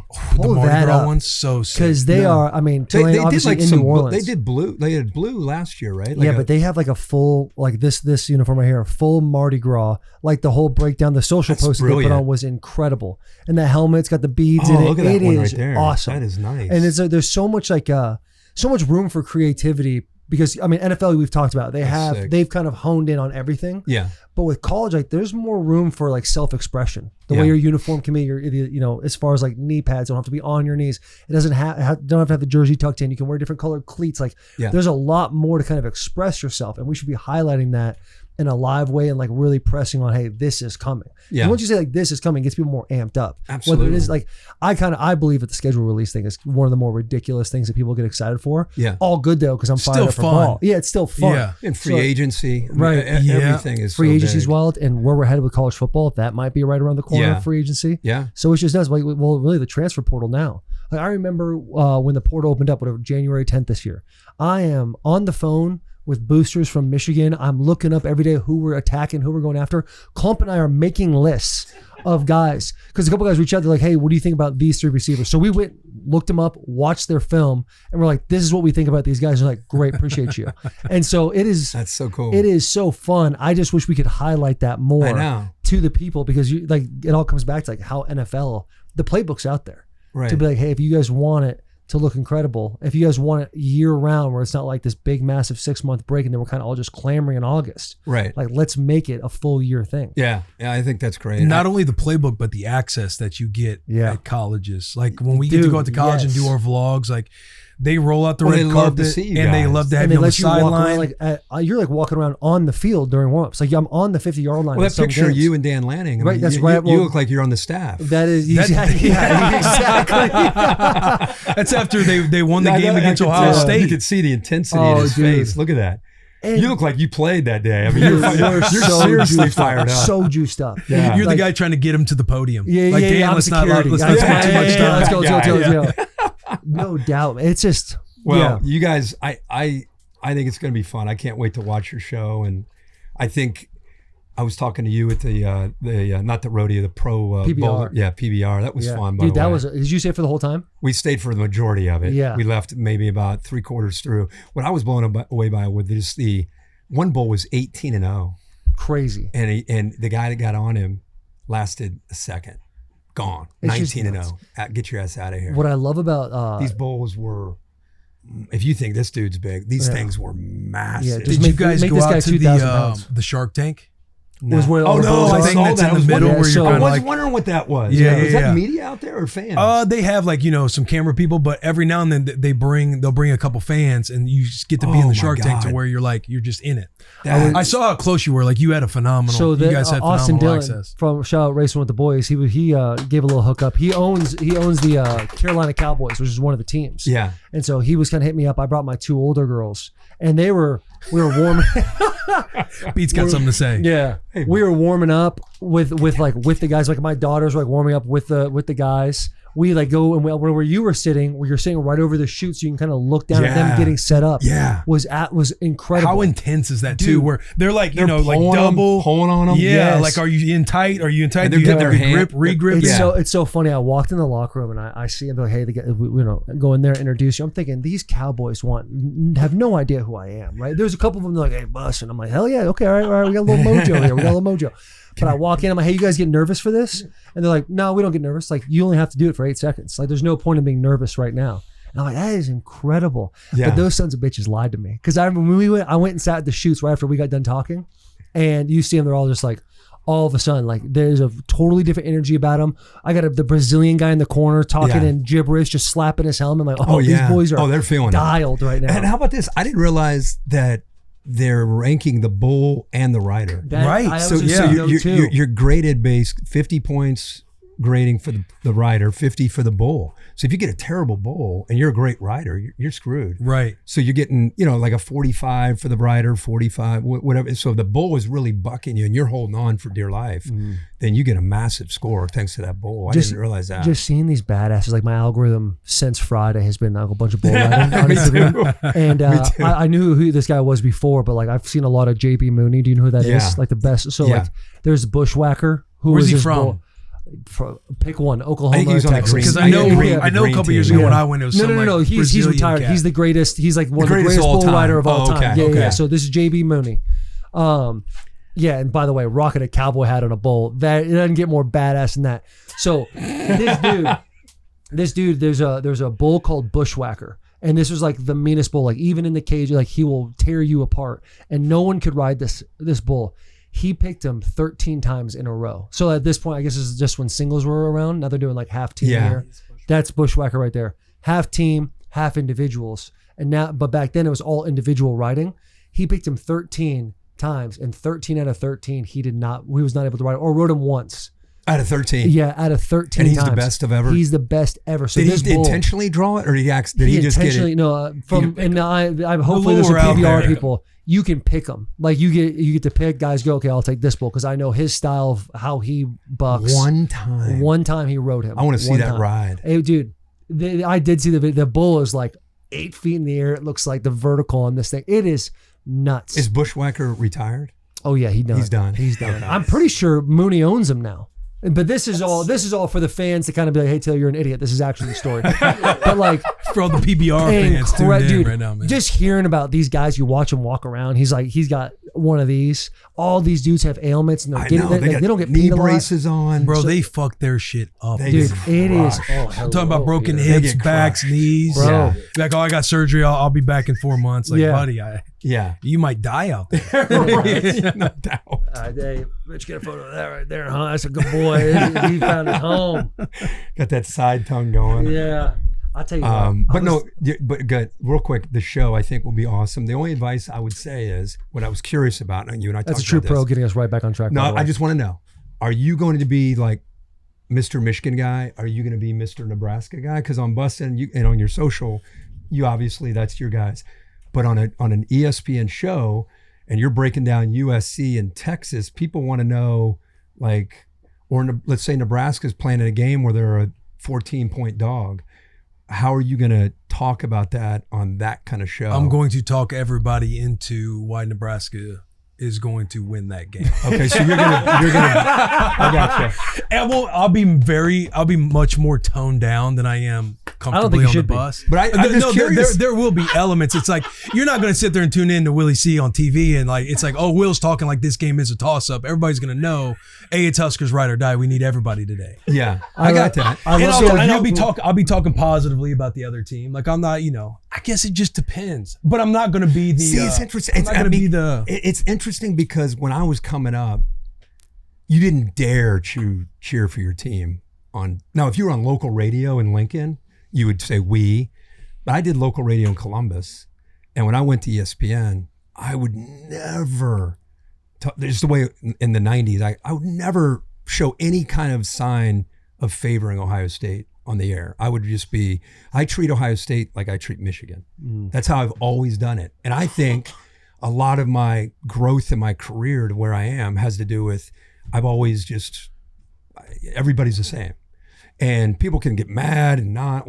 But that was my personal career of like I want to call games and I want to try to be the voice of the sport where people can like, wow, he talks about everybody the same. Like that was my goal when I started.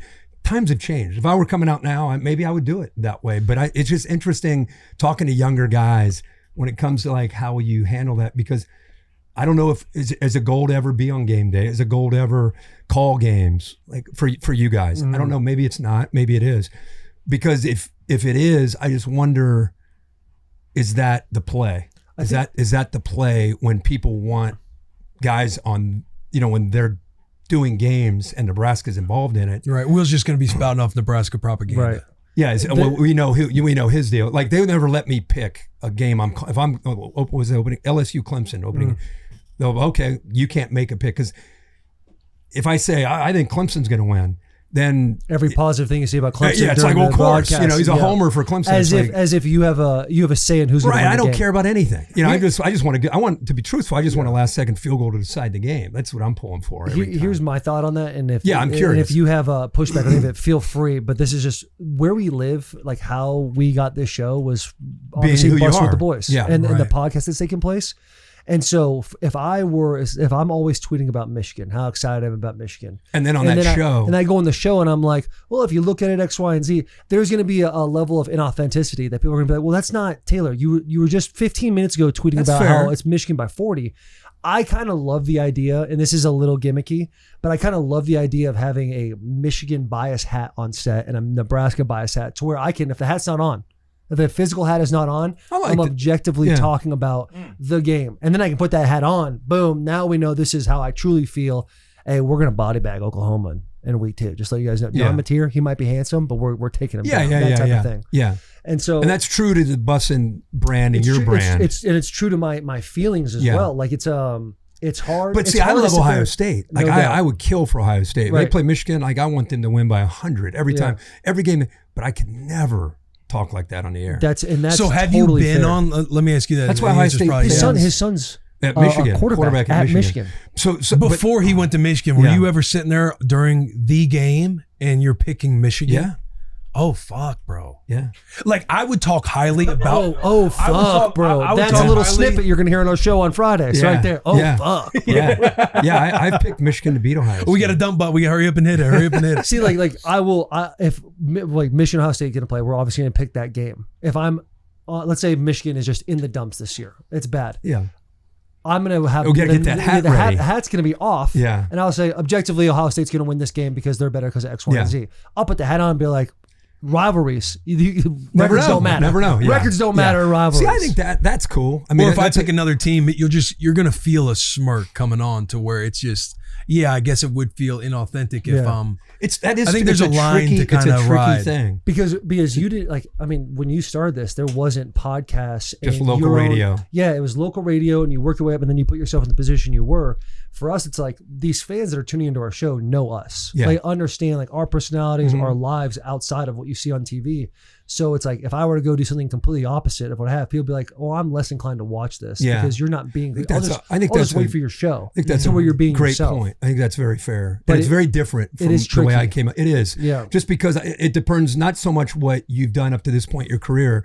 It depends on where do you see yourself 5 years from now? Like what are your dreams? What 5 years, 10 years from Yeah. now? Like where are you hoping this show, what you're doing currently, and this Friday show, what do you like when you close your eyes and you think about, man, it'd be cool to one day do that. Like I don't know what that is for you guys, but I think What is that for us? What is that for you? Man, I was literally thinking about this over the weekend because we had texted back and forth, and I figured you wanted to talk about vision of it and everything else. But my thought process is when we started Bussin', there was a vision with Bussin' and having a podcast and being independent and having our IP, and you never know what's going to come from it. And to be here 6 years later and having, what do we have, like 7 different assets now? And people are asking me, hey, Will, did you see Bussin' becoming what it is now? And it's like, that answer's no.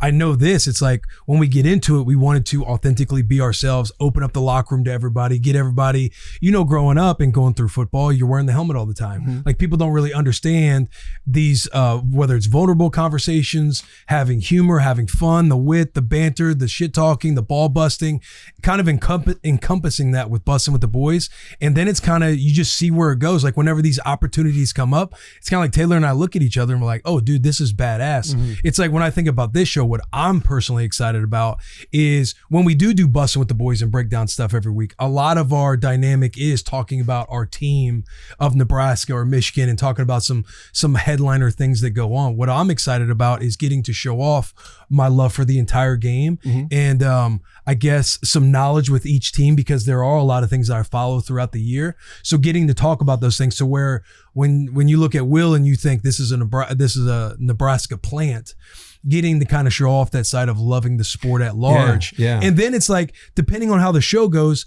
I don't know. Like, again, I didn't assume we were going to be in this spot now.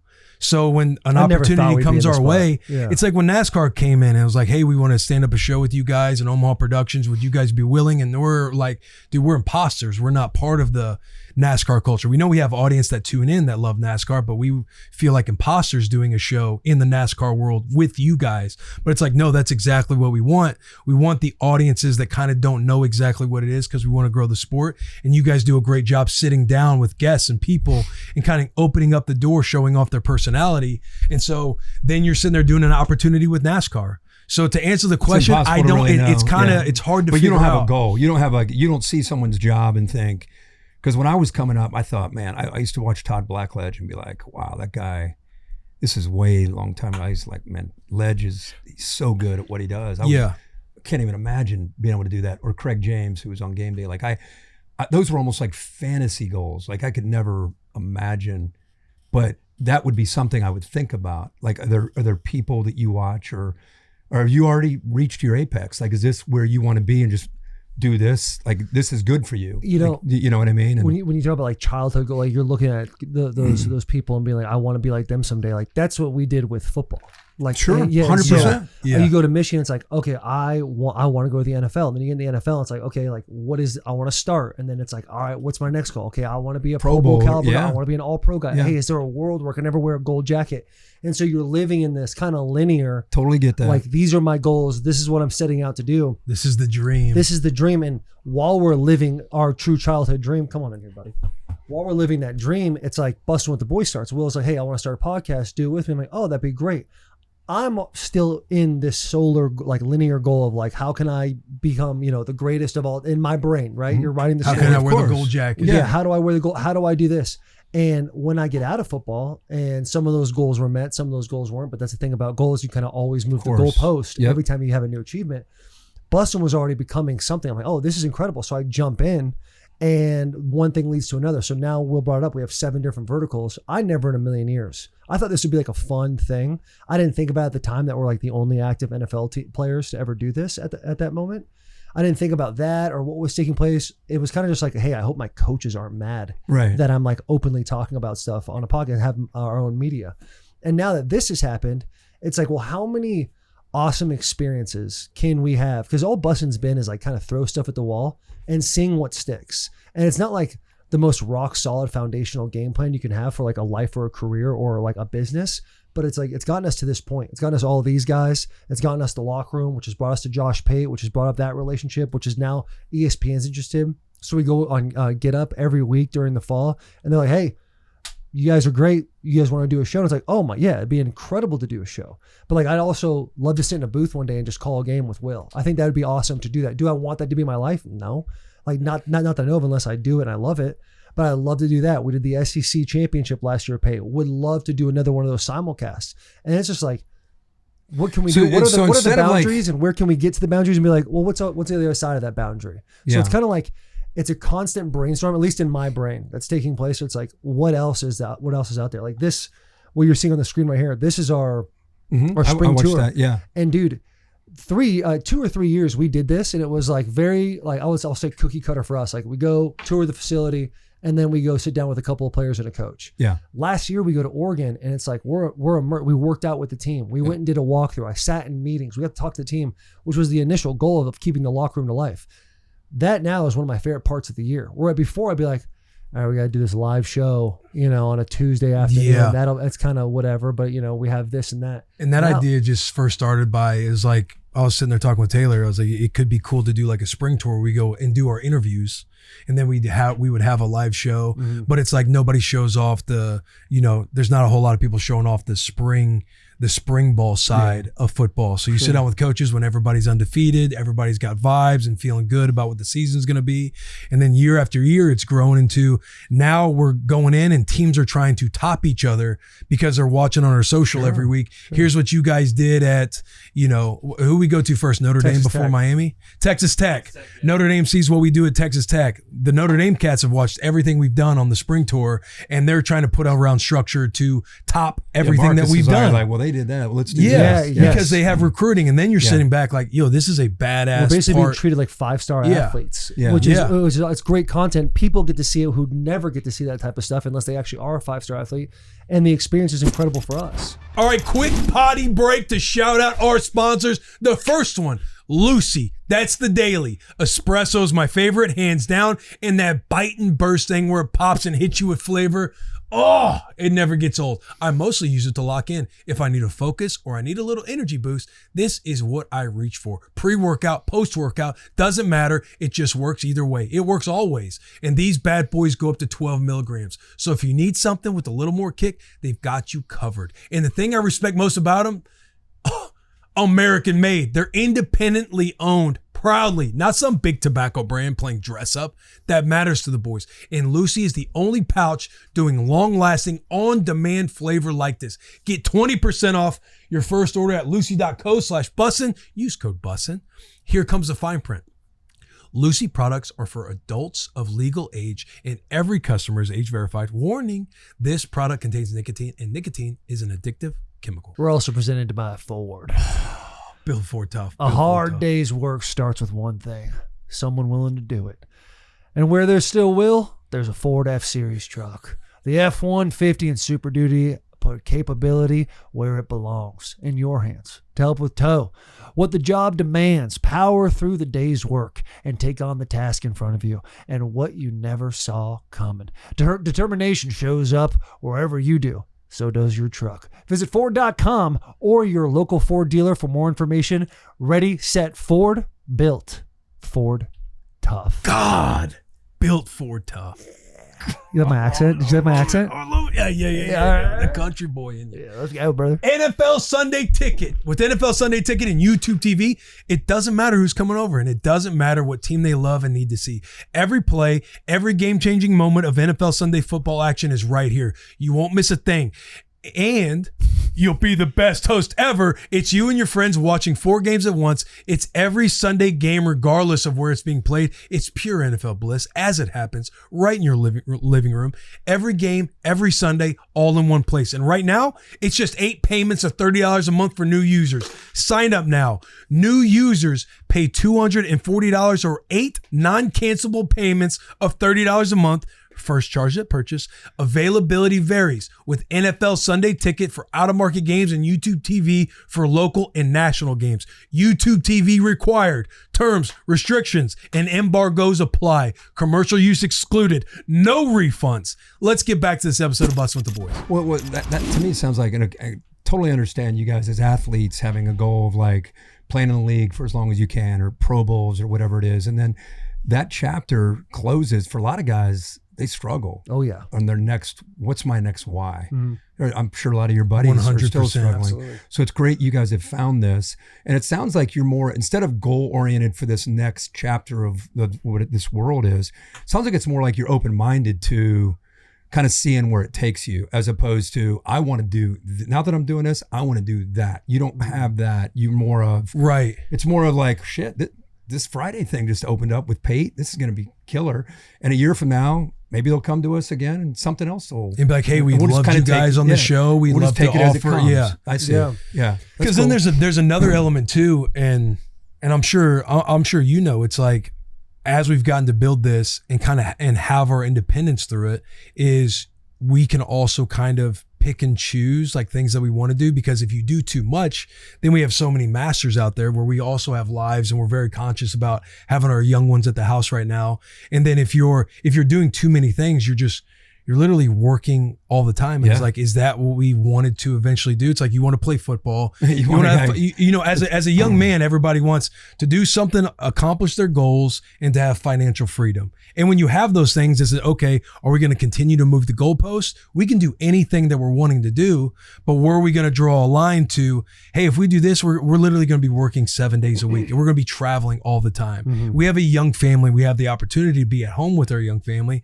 So then you're kind kind of just in a position to where you can pick the things that you would enjoy doing the most. Versus like you're committed to something, you work for somebody and you're having to show up and you're having to grind your dick off at all times. And it's like, is that the life you want to get into when you have kind of this control and getting to choose what our options and are? especially if you have financial independence. I mean, you're just pretty much calling the shots. Right. Yeah. I mean, it's your world. Yeah. Which is, and it's like, you've been able to do it for 3 decades, which is incredible. A lot of guys, we saw it just a couple months ago, people who have been around for a long time, just lose their job and they don't know what to do next. Like for us, it's like, just keep going. And when they tell us, hey, we've had enough of your face on TV, it's like, all right, man, this has been, because to me, it's been like, great. I am so grateful for the opportunity. I can't wait to like pour and invest into learning all about this, getting to talk about the X's and O's, hopefully having a good time where people can enjoy my personality, but also give them some nuggets so when they go to the lunch table on Monday, they can be, you know, kind of see it as if it's their own. Sure. And then just ride. Why not? What's wrong with riding the wave, having fun, 100%. see what else opens up, and then eventually they're going to go, hey, we had fun, but you got to go. Yeah. It's like, all right. Just like the NFL. Incredibly great. Yeah. Because then kind of like you see it in the NFL so much, right? 93 guys goes We're to 72. about to see it in a couple weeks. Exactly. Goes to 53. And it's like eventually, I mean, Will's been cut. I bet you get cut. And it's like you have 2 ways to go about it. I can be super upset and have a bunch of reasons why, or I can just be like, hey, how awesome was it that I even got the opportunity to do this? Yeah. And so I'm choosing to sit there and be like, everything we're doing right now is so much fun. Could not have planned, couldn't have, journaled this or wrote this down as a kid of how I wanted my life to be. And I'm 10 years married, 3 kids, had a great NFL career. And now I'm doing a podcast how with old my are you best guys? friend. 30s? I'm 35. 36. Gonna be You're 37 in still warm- you're September. still- My big boy's gonna turn 37 very soon. You're still warming up. I know. That's what's Isn't that crazy. nuts? In the scheme of life, you're just Yeah. still warming up. Yeah. Yeah. It is I mean, crazy. I mean, you've accomplished so much, and 3 kids, married 10 years. How many kids do you have? 2 kids. 2 2 kids? kids, 4, and the second one will be 2 in Are you guys November. done with kids? Or are you going to still have? So I'm still dropping Seaman Team 6 in there. We're still figuring out. Taylor's chasing the chew. I'm chasing a boy. Yeah. So, I'm still chasing that boy too. We're talking about a 4th already. Because this one, okay. so I have 9, 6, just turned 9 and 6, and then literally I think 4 weeks old. 4 weeks Oh, old. in congrats. like a couple Okay. of days. I didn't realize that. So yeah, and that's on me. I was always like, I told my wife when we first met, I was like, I'll have as many kids as you want, but if we have 2 girls like in a row, like right away, I'm done. I don't want to be the guy that chases the boy like Tony Dews.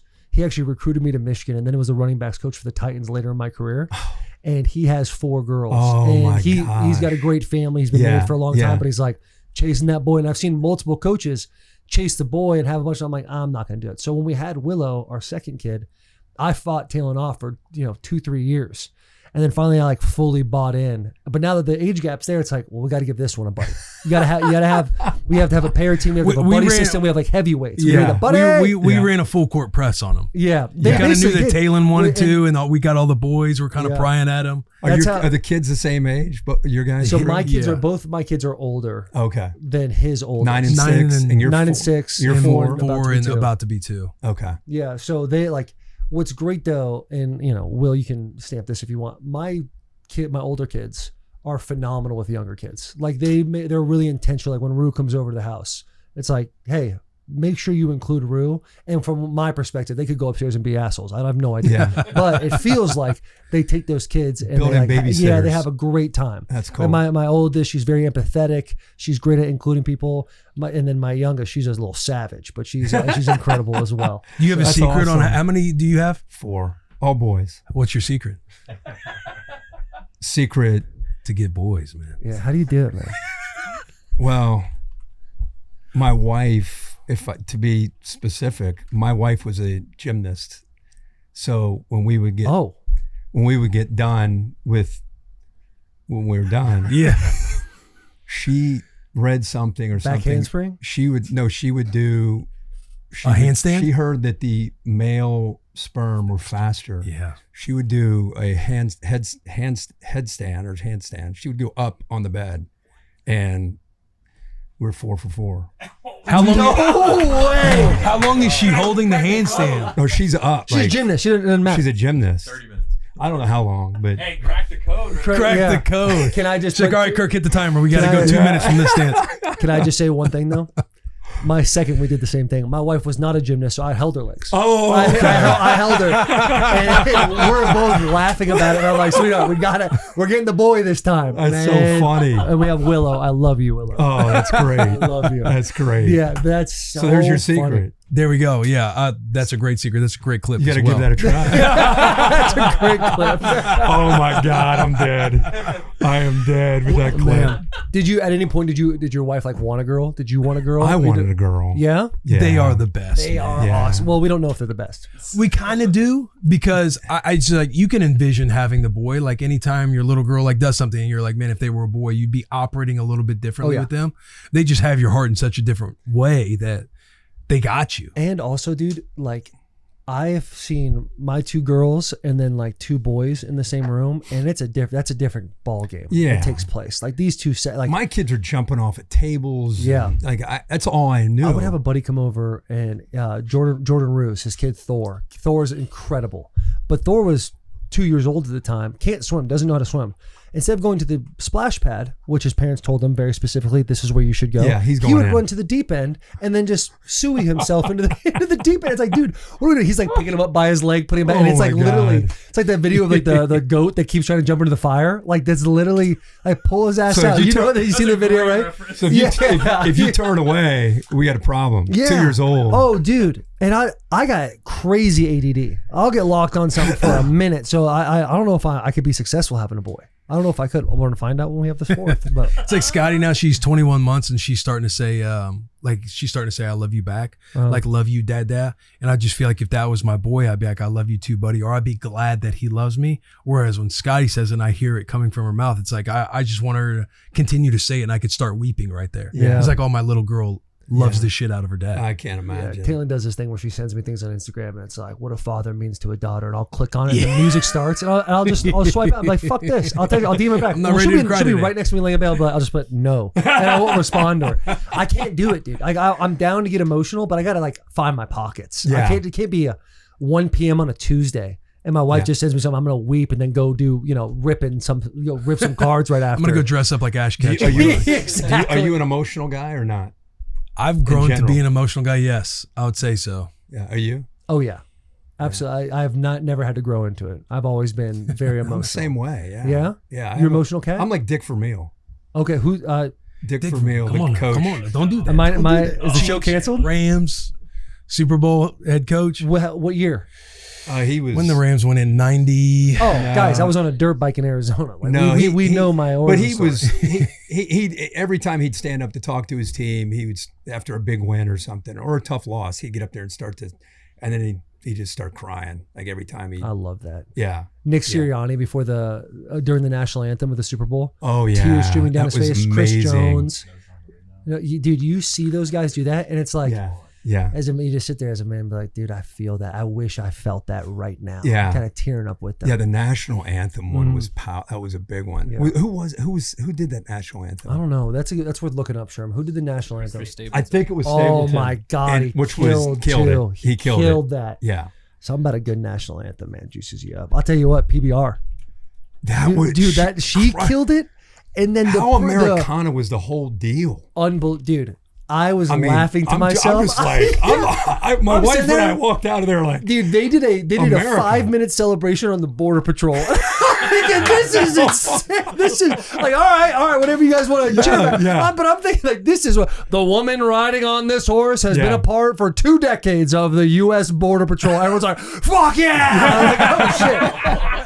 I've only seen that on Twitter. People losing their mind know. about that. That's crazy, bro. They were It fired was up. wild. Fired And then the up. pastor coming up. yeah. And he just hitting us with I the couldn't understand anything he was saying. dude, but him getting juiced up about these bull riders right here, give them the strength to sit on these beasts for 8 seconds. I'm making myself, oh fuck, this dude's hyping me up. Yeah. In the name of the Lord, and the whole arena's, amen. And I get after it. Oh yeah. It's like, oh, this is a different kind of America right here. This is what the left is talking about all the time. Oh man. Dude, it was a different kind of badass, man. It was a low key. It I was like, was. kind of juiced up. It was. He hit Jared's face back there. Just getting them tready waters for a second. Quick pivot, professional pivot. how did it feel when your son came to you and was like, I want to walk on at Michigan? Because I love the fact that you're like, I love Ohio State, but I won't do that on TV. Very professional of you and everything. But knowing that personally you feel that way about Ohio State, and then your son is like, I'm going to walk on. Well, he got a scholarship. That's why he went there. Okay, he got a scholarship. Yeah. Okay, gotcha. Don't disrespect that. I'm sorry, I heard walk on. I heard walk on. No, so Preferred. that's okay. So he had opportunities, North Carolina State, possibly Penn State as a preferred walk-on. Gotcha. And I thought Michigan as well. And then late in the game, he got an offer to go to Michigan. So it was kind of a no-brainer. I mean, it was like, but I have no problem with it. Like, would you have a problem if one of your kids went to Ohio State? I would just Iowa. Iowa's your enemy? Yeah, I'd have a bit of an issue. You know, Used to it's be tough when Oklahoma. Kirk Herbstreit is like, hey, who's your rival? I know. It's tough. It used to be. Well, it used to be, bro. It used to be Oklahoma. Like it Right, was like Big 12. awesome. And it's I like got a we want the rivalry with rivalry of Iowa and Nebraska, but Iowa's just, I mean, they've beat our ass for the last decade, so it's kind of hard. Yeah, But to But I'm answer your just saying, question, like- would I have an issue? I probably have a bit of an issue. really. Oh, I guess it just depends, though. It's like, it'd be interesting when your kids get older, you know, because my kids were brainwashed Ohio State fans. I mean, they knew the fight song when they were 3, and my dad played at Ohio State. He was a captain. He coached with Woody Hayes. He coached with Bo. He went with Bo down to Miami of Ohio. They started a cradle of coaches at Miami of Ohio. I had always incredible respect for, because of the way my dad trained me. I wanted Michigan to win every game they played except one, and I wanted them to. I mean, Michigan beat Ohio State. I'd cry. It was like end of my life.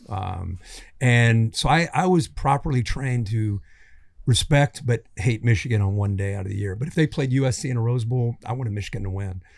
I never really had this new era hate of Ohio State and Michigan. It was more of a, when I was coming up in Ohio, all those kids either went to Ohio State or Michigan.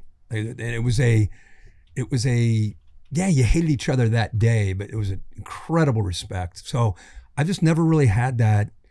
I go up and visit him. We bought a place right behind the Chop House. Nice. You know, we've just kind of, we're parents, you know, and I really think when you guys, it's all your kids, it's their journey, it's their path. And we'd be idiots to be like, nope, not on my watch. I'm like, man, this is your thing. This is your thing. Fair. Like, you know, I it's feel like if I raise he's got you the a chance right to get a way, she'll scholarship know to go play not quarterback to at not go to Michigan, then I just am like, you know, I'm not going to wear a Michigan shirt. You know, my wife wears a Michigan hat. She wears a shirt. Got a lot of blue on in that photo. Right I have there. blue, but Yeah. do you Blue's see okay. anything You're wearing blue other right than the lantern? You don't see anything from me that's. No, yeah, that's. I mean, you're that's a heady playing play by the you. game the right way. Did he have an opportunity to go to Ohio State?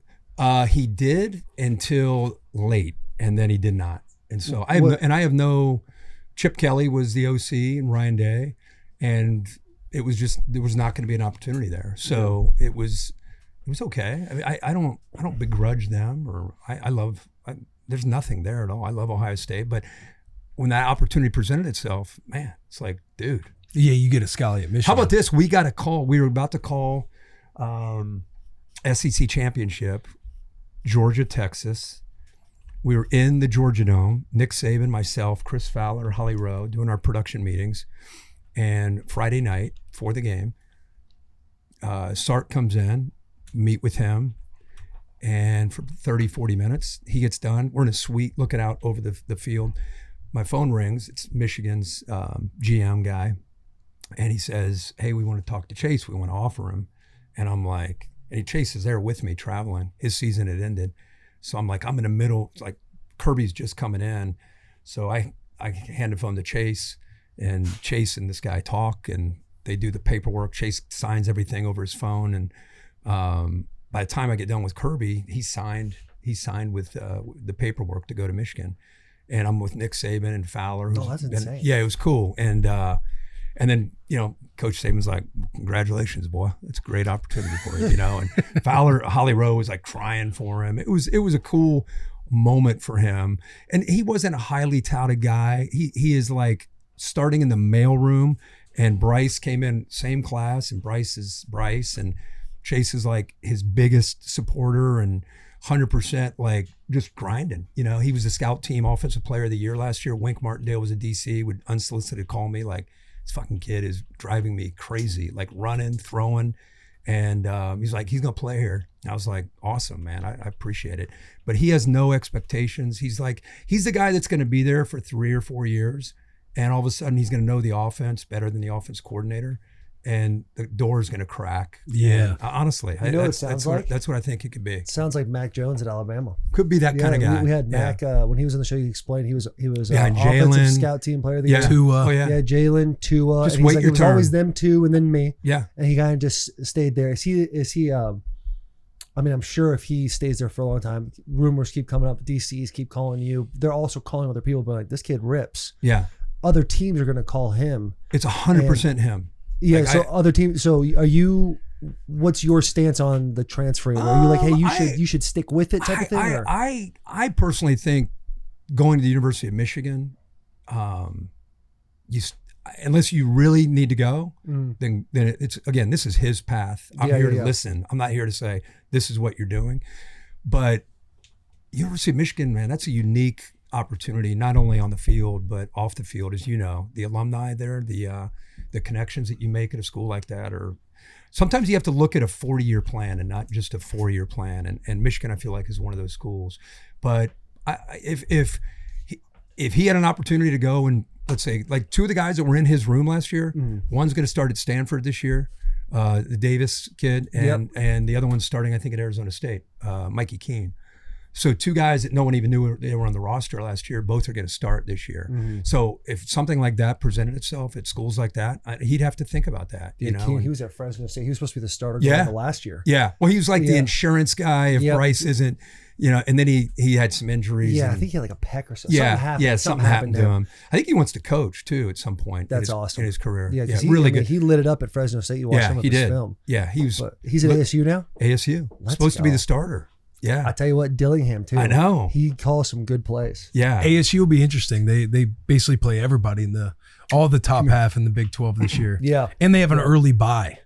That's tough. So anytime you have an early bye and you got that back half of the year, I'm a little split on the bye when it comes to college. Like for me, my body, like I didn't even get in a cold tub and this is like, hey, you have to get in a cold tub like after practice. I never was like a big like got to go in the gym and warm up until like probably my second year in the league when I was like, oh, I got to stay ahead of the chains as far as recovery goes. So I don't know if like when the guys are so young, if like the buys really matter. But do you think if you were coming up now, you would do it differently? Oh, if I knew what I know now, probably. Yeah, I'd be immersed in such a different world. Like the world of high school football that I grew up in is completely Was it Chandler different. or where were you? I was at Chaparral my senior year, okay. and then I was at a smaller school, Catch a Shadow. That's my first 3. Okay. But like it was, hey, you're hanging out with. It was classic high school football. Like Monday through Friday, you do your Monday through Thursday, you do your practices.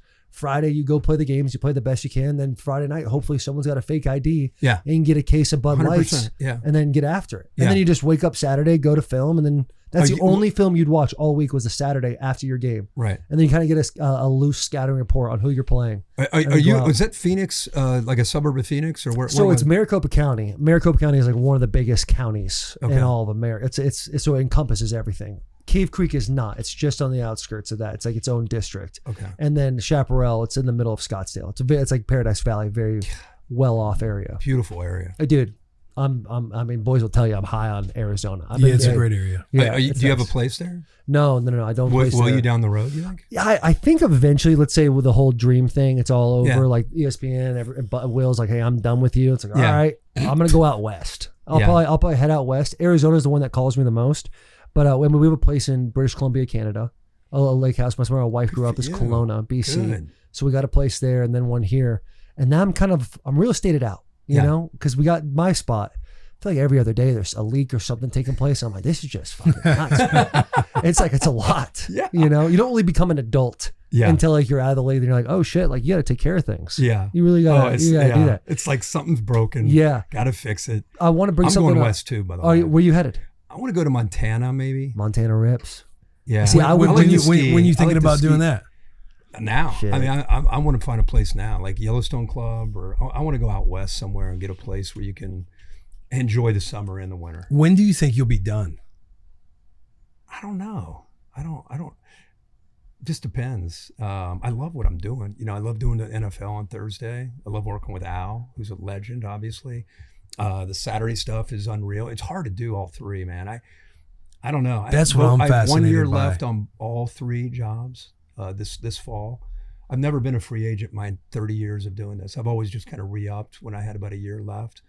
I don't know what I'm going to do. I love it all. So I don't know if I'll keep doing it or I don't know. We'll see. But I'm not close to being done yet. How has the experience been juggling all of that?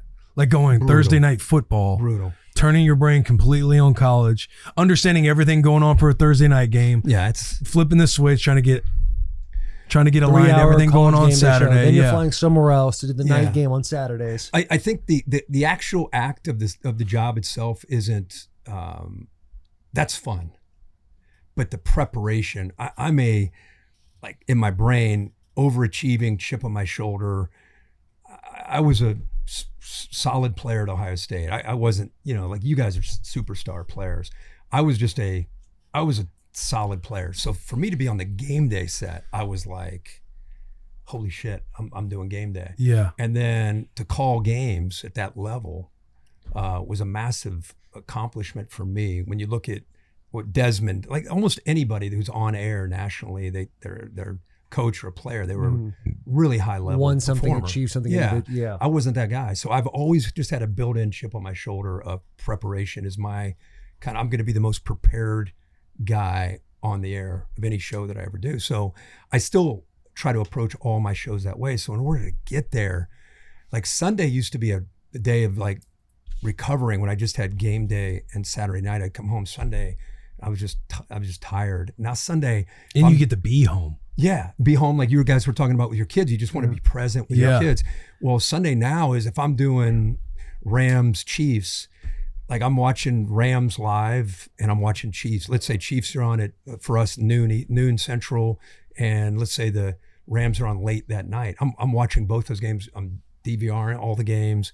Then I get coach's copy because it's a short week. I mean, it's tough on players on these Thursday night games. It's really tough on me because I do Saturday night game and I'm already behind by the time I get to Sunday. And you do that for 18 weeks. It's a I love the challenge. I've kind of found my niche after doing it for 4 years.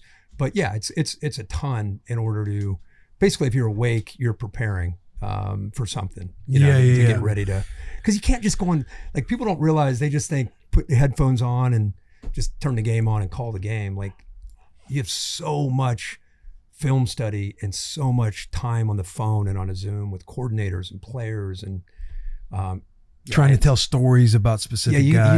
You need to, because imagine calling a Nebraska game and imagine that fan base and imagine doing it from a national perspective and not knowing stories and being informed on things. You sound like this guy clearly sounds like he don't know what he's doing. And maybe you listen sometimes in Nebraska games and you're like, this guy's an idiot. You know what I mean? I try so hard not to be that guy. I mean, I'm sure I am that guy sometimes, but I try really hard through my preparation to know as much as I can, but it just takes so much time to get to that point. So you can go, when that light comes on, when you are prepared, and again, you prepare 100% and use that much of your preparation. That's the most frustrating part. Yeah, I know. Like, wouldn't it be great to know? Like, it's like, yeah, it's like if I knew exactly what we were going to talk about, you guys would save me hours of preparing for all It's like the TV experience, how just, we'd have some anxiety and nerves, like doing Get Up every Thursday. There'd be all these things you're wanting to prepare and study for, and then you only use a couple of them. Right. You have pages and pages. But the thing, what if it went that way instead? What if Greeny took you that way instead of that way? Like you're prepared for that way, but if he takes you over here and you're not prepared, so you have to prepare for all the ways. Right. And he's only going to take you one way. Right. And you have to prepare for all of it. We had a couple blunders. But honestly, it was so much. It was so much. It was fun. on brand. It was on brand, and I think that's where. What happened? Well, no, we just had a handful of times. I answered one question that I was dialed in and ready for. I looked at Taylor. I was like, "Are we talking about these two things?" And he's like, "Yeah." I was like, "All right, cool." Because there's the rundown sheet they give you, right, and then that changes until the show starts. So between in commercials, I would go and I'd look. Okay, all right. The next two things we're going to talk about are the Vikings and the Eagles. Cool. I know my Vikings notes. I know my Eagles notes. Anywhere they take me in my brain, I'm ready to go. And if it's this, I'll talk to Will on the plane. I'll be like, hey, if they go here, I'll talk a little bit and I'll pass to you because you have a really good stat on this, and it seemed like you framed it really well. So I'm going to give that to you, and then we would do that and kind of bounce off each other, which is great about having a teammate in this.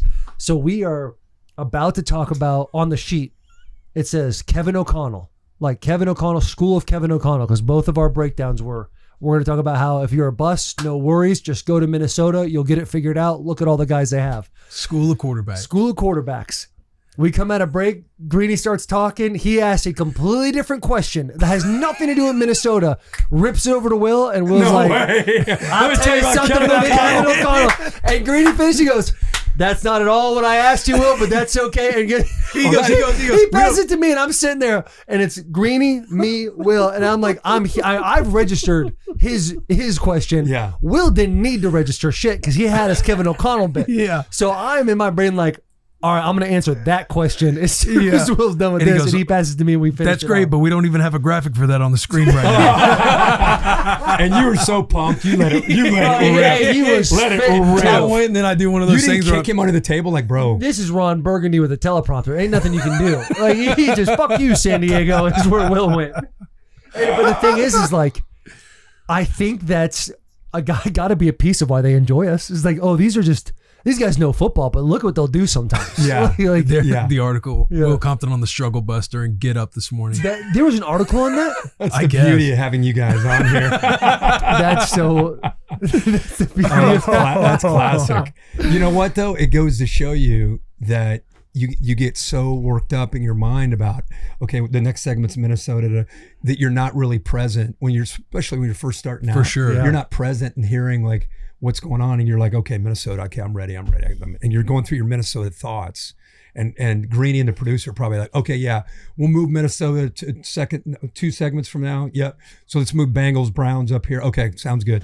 And you miss that. Right. So then, all right, here we go. Let's go Bengals, Browns. And you're going Minnesota. yeah. Be on point. Be on point. Yeah. Because again, it's like we come from this world of Yeah. podcasting where we can go any which way. And if there is a blunder, you sit there and laugh about it. Yeah. We joke about it. We go into another story. Well, it's actually, for you guys, it's better if there's a blunder. Yeah. It's a better, You can't have too better many content. blunders. Yeah. Like one every 3 weeks, that's a good pace for us. Yeah. That's when you're like, all right, these guys Yeah, are yeah. human. Yeah. You know, Absolutely. The person on the couch watching us is like, they're just like me. Yeah. They're Can friends don't relate work. to that. Yeah, exactly. Yeah. Okay, I'm gonna take you way back 20 minutes ago. Yeah. But you brought up how growing up in Ohio. Wife up on the- Yeah. Growing up in Ohio, it's like one day a year you hate Michigan, and now Yeah. it's just this crazy. We despise each other 24/7. When do you think that changed? And do you think it was like more of an internet thing because now we have access to each other for 365? Has to be, because I do feel like the rivalry was, even though you have a great amount of respect, I feel like both sides do when they're sitting in a room and they're just talking shop when nobody else can hear the Right. rivalry stuff going on. But it's like growing up, you saw like whether you're at Ohio State or Michigan, fans would be burning couches outside the stadium. Yeah. Back in the early 2000s. So I feel like it's been there for quite It's a while. there, but it was we so just have the it was internet so now. concentrated on that one day, 1 week, Yeah. and now it's like I'll go there. I follow all the burner accounts. Yeah. I like to get It's fueled up. ugly, right? Yeah, it's ugly out there. Absolutely. Yeah, like I've seen on the Big Ten Network, they'll show, this is years ago, but they'll show Archie Griffin, for example, and 2 or 3 of his Ohio State teammates, and they'll have 3 or 4 Michigan guys that played in the same era, and they'll walk through some stories, and it's almost like they sound like teammates, like they're talking about the '76 game, and they're talking in such like poking each other, like almost like you guys do, kind of poking each other, but there's admiration in the way they're talking to each other. And that's how it was forever. And then it changed, I think, around the David Boston, Charles Woodson era, like in 97, 98, is Michigan started to kind of go to another level. They won a national championship in 97 with Woodson and Greasy. I'm sorry, split national No. Who won the He who said won the it. 1997? The Michigan Wolverines won the national title in Okay. 97, but he's free to speak his. He's free to His speak his truth, his piece, but I knowledge. want to know from a Nebraska standpoint, who do you think won the 1997 Well, national but championship? I bet Michigan you on their Wolverines. stadium they have national championship. Yeah, they for also have 1997. consecutive sold out stadium. They have a bunch of stuff written on their stadium. Oh, hang on. You're getting Admiration. off the Hold on, tracks. You're getting off the Poking bear, tracks now. admiration. He said admiration. We got Wait, that. wait, It's a wait. fun banter for us. Yeah, It's a yeah. fun banter. 1997. Let me tell you a quick story. We end up this episode to bring you Rose Sparks. The older one gets, the more it becomes clear that sex is about quality, not quantity. The vibes have to be right. That's why Rose stands out. It helps ensure readiness when the moment is right. Right after it dissolves on your tongue, you get hard in about 15 minutes on average. And when both partners are having a good time, the experience is better for everyone. Rose Sparks helps you get fuller, thicker erections, and they last up to 36 hours, making it easier to be ready for another round if you're both feeling it.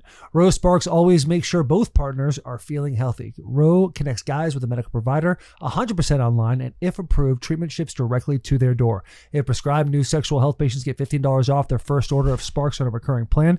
Connect with the provider at ro.co/Bussin to find out if prescription Rose Sparks are right for you. That's ro.co/Bussin for $15 off your first order. Sparks is a compounded drug. Compounded drugs are permitted to be prescribed under federal law but are not FDA approved and do not undergo FDA safety, effectiveness, or manufacturing review. For full safety information, go to ro.co/safety info. Shout out Olipop. All right. Shout out Olipop. Breathing a little heavy. I had to go run and get my favorite one. Yeah. It's the raspberry sherbet. Let me go ahead and pop this one open so Pop you it guys can open, hear kid. it and I can catch my breath for a second. Olipop is a new kind of soda that combines the classic soda taste with the benefits. Listen to me. The benefits of a functional ingredient blend to support digestive health. Olipop is reimagining soda with high fiber and low sugar. Get a free can of Olipop when you buy any 2 cans of Olipop in store, and we will pay you back for 1. Damn it. Works on any flavor, any retailer. Just go to drinkolipop.com/BWTB. Olipop is sold online at the URL I just mentioned, at drinkolipop.com, and on Amazon. And also available in the soda aisle with the chilled beverages at thousands of retailers nationwide, including Walmart and Target. Again, buy 2 cans of Olipop in store and we will pay you back for 1. You bet your ass. Get back to this episode of Bussin' with the Boys and drink Olipop. So 97, we go to the Rose Bowl. We watch Michigan beat Washington State. Good game. I have this abscess tooth, like I'm not exaggerating, it's like a golf ball sticking out of my neck. Michigan team doctor gives me this like pain medicine. We fly that night, Delta, red eye, to Miami. Next day, we're at the Orange Bowl for Tennessee against Nebraska. And Nebraska, this is supposed to be a great game. Peyton Manning supposed to win the game. Nebraska's trying to win. Maybe this was before, people don't realize BCS. There was no national championship games. So Nebraska wins. Everyone thinks Michigan's going to win the national championship. It's a night game. I went to the emergency room to get this abscess tooth looked at. I waited there for 3 hours, didn't get looked at. Guys in motorcycle accidents, bleeding everywhere. They're going ahead of me.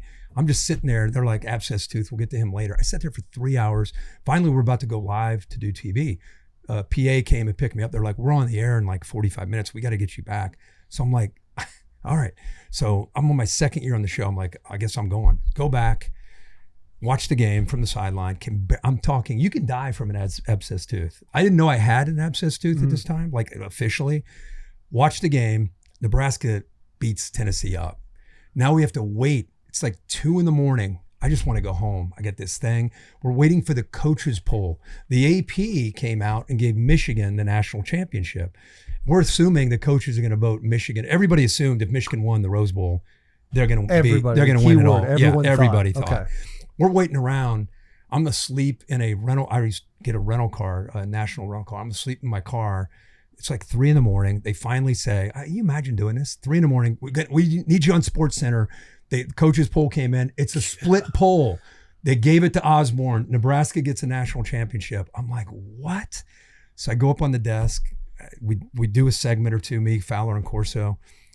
I go home. Go to the hospital. I get operation. I'm in the hospital for like 5 days from this abscess tooth. Could have died. But the thing that blew me away when you guys think about this, you guys, it's ironic that 97 with you two. So I just cannot believe that great team, Scott Frost and those guys, awesome team. I think Mongreen might have been on that team. But I just want to know, and you guys are talking about it, Michigan claims a national title, obviously. Yeah, if you go to Michigan, you'll see a 1997 national championship.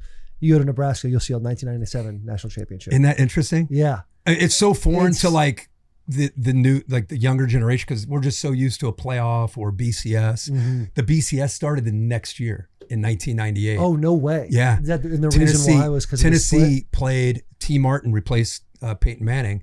they played Florida State. Chris Weinke broke his neck. A guy named Rooster, Marcus Outson, came in for him. Florida State heavily favored, but all the teams, Big Ten, Pac-12, Pac-10 back then, everybody was in the same pool. So if you were good enough, if that would have been the year before, it would have been Nebraska against Michigan, which would have in been the awesome. national title. But from 98 on, we've had a national championship game. But 97 was the last year that we've had Some good history. Yeah. Good history. Yeah. While But you do claim it though, right? Oh yeah, You absolutely. should. Yeah. I mean, think about it being a former player too. Like which poll the coaches poll is. Which poll would you? But I'm just have a telling you, little as a bit more guy that respect was in? there, like taking it all in. Michigan was a force that year because Woodson won the Heisman, and they had gotten it was like a tidal wave. They played Penn State in what was called Judgment Day, and they had an awesome game. And it was them really in Florida State most of the year, and then they just kind of took off. So it was a massive surprise when Nebraska got that coaches poll. Let me ask you this. And we all wonder, was that like a nod to Osborne? Because that was what, 3 and 4 years. that was a third they and 4 years. They were behemoth. Yeah. 93, 94, Yeah. 95, 96, 97. You had the abscess tooth, but looking back on it, at that point, who do you think deserved the national championship? You're trying to, I'm just wondering. I think both teams. Oh, you know what? Kirk, don't I think come both on. teams are great. Are you kidding me? Yeah. Oh, that's a game we're gonna play. No way, dude. I'm not getting involved in that. That would cause an absolute tidal wave. Yeah, everybody. Give Nebraska. it to us, man. Let me give you this quick story because Nebraska, we're doing this. ESPNU was a brand new station. I remember. And we get into this debate. Mark May, Lou Holtz, me, all these. They brought some legends back, and we're talking about it. And it was kind of a boring, politically correct conversation. The producer gets in my ear. We start talking about who is the best teams ever. And somehow we were caught up in Nebraska 95. And the producers in my ear are like, come on, man, you got to like spice this up a little bit. Like, this is boring. And so I said, Miami 01 is the best team of all time. And somebody was from Nebraska, I can't remember who it was like, oh, what are you kidding me? 95 Nebraska. Oh, they went through the list of guys. I was like, bro, 01 Miami? Look up 01, 02 Miami. I mean, those are some of the best teams ever. So I was like fighting for 01 Miami. I didn't crush Nebraska. From that night on, Nebraska fans think I hate them. Like they absolutely. Hey, from that night on, you're dead to me. No question. I haven't been back to Lincoln in a long time, but yeah, because of that silly, stupid ass show, they think that those '90s Nebraska team. Have you ever seen highlights of those teams? Oh, buddy, yeah, and the stats too are crazy. Play them every week on Similar Saturdays. to Dude, what is this one right here? That 95, 94, 95 Nebraska teams, Crazy. insanity. Winstrom, Peters. But it was the defense. I mean, yeah, that was like the black shirt. Yeah.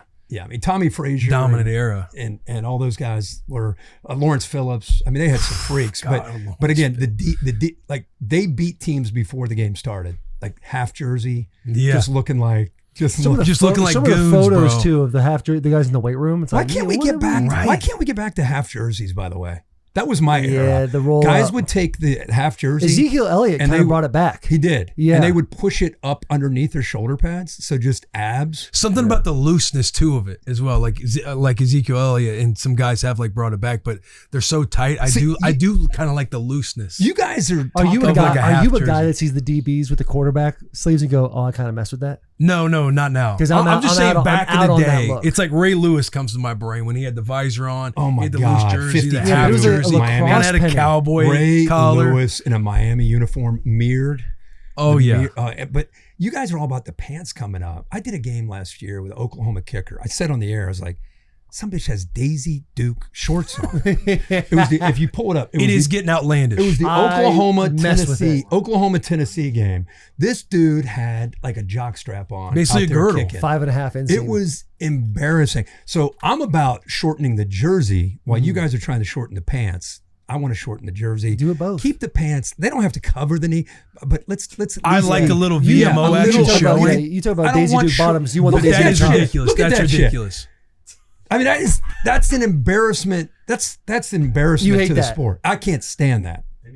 Hell yeah. No, he's a badass. He's a badass. But he and I had some fun with it. But you can't wear pants. You like can't, this. man. I do. I like the pants being Yeah. It's got to be Above above the the knee. knees, Above the fine. knee. But what he's But not showing, that there shit. are Not that. receivers and DBs There's a and photo. trying to get up to Draw a the line quad. somewhere. Yeah, I think you there's a can't go photo of mid quad. me in like 2017. You were pants up. I was a pants up guy, but I liked the just above the knee, and I had them. I was like, I told the Titans, I was like, hey, cut my pants a certain way, blah blah blah, and they ended up kind of going like that. I think there's a game against Detroit. It might have been 2016 or 2015. It's not that important, but Well, you were one of the first linemen, you think, to come up with I think the it pants was up? Who else would have done I was that? probably one of the first linemen that looked in the mirror before a game and was like, how does everything look right here? You know, I was Dressed always, like a skill position. yeah, some try- swag. I didn't like, dude. I did the sleeve later in the career. That's Why did you 16 go man. after the DB? What was Which one? The DB from the at the time the Josh Redskins. Norman? Yeah. What was that about? so we was were- that in fun or was that like? No, that was I was. I didn't know. pissed off. I didn't know Yeah, if yeah. they were. I didn't know if you were boys and you were just like messing with him. We had so it was Christmas. It was like I think a December 23rd game, and Redskins come to our place. We're in 4-minute drill. We run to the left, smart choice by the OC, and we get like 4 or 5 yards. We're trying to essentially ice kill the the game. yeah, kill the clock. Josh Norman comes in and tackles Derrick Henry to the ground, but kind of like Gator rolls. And it's like, hey, dude, we're like at the end of the season. You're like, in my brain, you're trying to hurt Yeah, our best guy, player, our Yeah. best player on the team. And so this is when Josh had that arrow thing. So so after the game, we win with a I think it was Malcolm Butler pick 6 at the end of that game. Trent Williams almost caught his ass, by the way, which is absolutely incredible. So after that game, we're walking up. I go to Trent. I'm like, you're the GOAT. I love you so much. And I see Josh. At the time, I'm thinking, look at this bitch ass sitting on the bench. Walk over to him. I go, Josh, get the fuck off the field. And that's when all of this went down. I had him with the arrow. Oh, So okay. And did you I know was- him? No, so I didn't know him. Will played with him. And so I love Josh. and apparently so Josh, me seeing this, I'm like, oh man. apparently Josh is an kinda hit him, incredible Josh. guy. But I saw he's obviously everyone's got their kind of like character that they play when they go on the field, right? He Some was guys a little Batman. more than others off the field. But Josh What was had Josh's his- character? Batman. yeah. I mean, you saw You drive him into his house, he has the engraving of Batman Oh, okay. in the driveway. him and He was Odell get it. He's a guy that would get into guys' heads. Oh, he did I a know. fantastic job. There was a couple A years year there. or two there. Yeah, oh, he was like man, the it was awesome. guy. The guy. And this is like, I think maybe in the middle of that or just towards the end of that, like really dominance. And just watching him do that to Derek really pissed me off because there's nothing in football that pisses me off more than when one of your elite players, especially the quarterback, takes a hit and you see a bunch of offensive linemen in camera frame walking. Just standing there. It's like, bro, what the fuck are you doing? Like, you need to set the tone and take 15. Who You know? taught you that besides yourself? Um, Anybody reinforce that in high school or I don't know. college? That's a good question. I think Clearly, it's a passion of yours. I just wonder where or that came a from. former O lineman that you watched that you're like, I kind of like Did somewhere along the edginess way, he something plays had to with. like. that's a really good question. No, so my first 3 years of high It's school. like a hockey thing, by the way. It's like if someone messed with a superstar like That's a Sid good Crosby, pull. the guy's coming off the bench Yeah. like I got 25. I'll take care of his And ass. that wasn't where my brain was going, but my dad grew up in Minnesota. And so when we were younger, he had us in hockey a lot. My brother got I didn't know drafted for that. juniors. Okay. And so my dad was big on hockey, culture of hockey and Yeah, stuff and like if you that. mess with a stud, Yeah, so maybe that's by the way, have you seen this movie? Goon? no. Phenomenal film. Cult classic. Cult classic right there. I'll watch that today. Yeah. It's text me what you think about it. Yeah, I will. Yeah, Is it you're gonna good or have an no? open mind. It's a good movie, but it's like you got to be in the mood for one of Okay. these types of movies. It's a low budget film. Okay. But anyway, my first 3 years. That's a dude to tell. That's what's his name? Stifler. Stifler. Yeah. And he's Sean like, William Scott. and he's like, you got shot in the fucking jugular. Yeah, old school old reference. school. Nice old Yeah, school. he's like, I like you, I man, like but you're you. fucking You're crazy. crazy, man. But my first 3 years of high school, I played nose tackle. I was bad. My high school highlights. What was your height and weight as a junior? Oh, I was 6'7", 220, 230. All right, So guys, you look like a not bad. hooper. You look like a hooper. Yeah, almost. I was tall and really, really lanky. I think I was like 254 my first. Did you weigh-in run at track? Michigan. No, I didn't do anything. I got like legal trouble at like 13. And my dad's like, you got all this anger. Like we're putting you in football. We go 8-0 my first year. I'm like, oh, this is kind of dope. I'm ineligible for the last game because of my grades. The next year we win a state championship, go 15-0. And I'm like, football is the most incredible because before that, you guys are bringing up like early 2000s reference. I didn't care at all about sports. Wow. I played all of them, but I was into. You were riding motorcycles. I was riding motorcycles. I was out in the desert, finding half-smoked cigarettes at a Target ashtray and like smoking them after that. Like that was me. And so I played nose tackle for my first 3 years, and then I transferred to Chaparral because this kid named Craig Rowe, who played at Michigan as well. Yeah. Rest in peace. And my dad's like, you should go down here, play offensive line. You have the frame for an offensive lineman. Did you have to move, or did you drive? I had to move into the district for it to be quote legal. I got you. And once I went down there, my dad's like, hey, you're clearly an aggressive kid. Like, just bring that to offensive line because offensive linemen aren't really doing that. You can be this guy.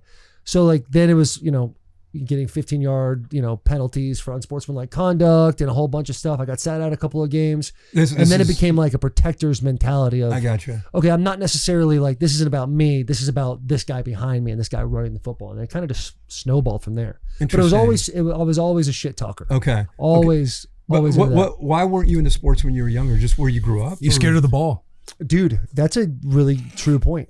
Yeah, and like Little League baseball, I would like step away from the ball in the batter's box. I played football. I was a corner in 3rd grade, fastest kid on my team. Did you play hockey or just your brother? I played hockey for I can't imagine you on skates. I played mites. So I played mites. There was no checking allowed. The next one I think was Pee Wee. Is that the next one? Pee Wee and then Bantam. Checking in Pee Wee. Yeah, so Pee Wee, hey, listen. Do you want to talk about the iced-in tarantulas? I had a hat trick in my house league in the championship, so I was kind of nice. I had handles. We go to Pee Wee the next year.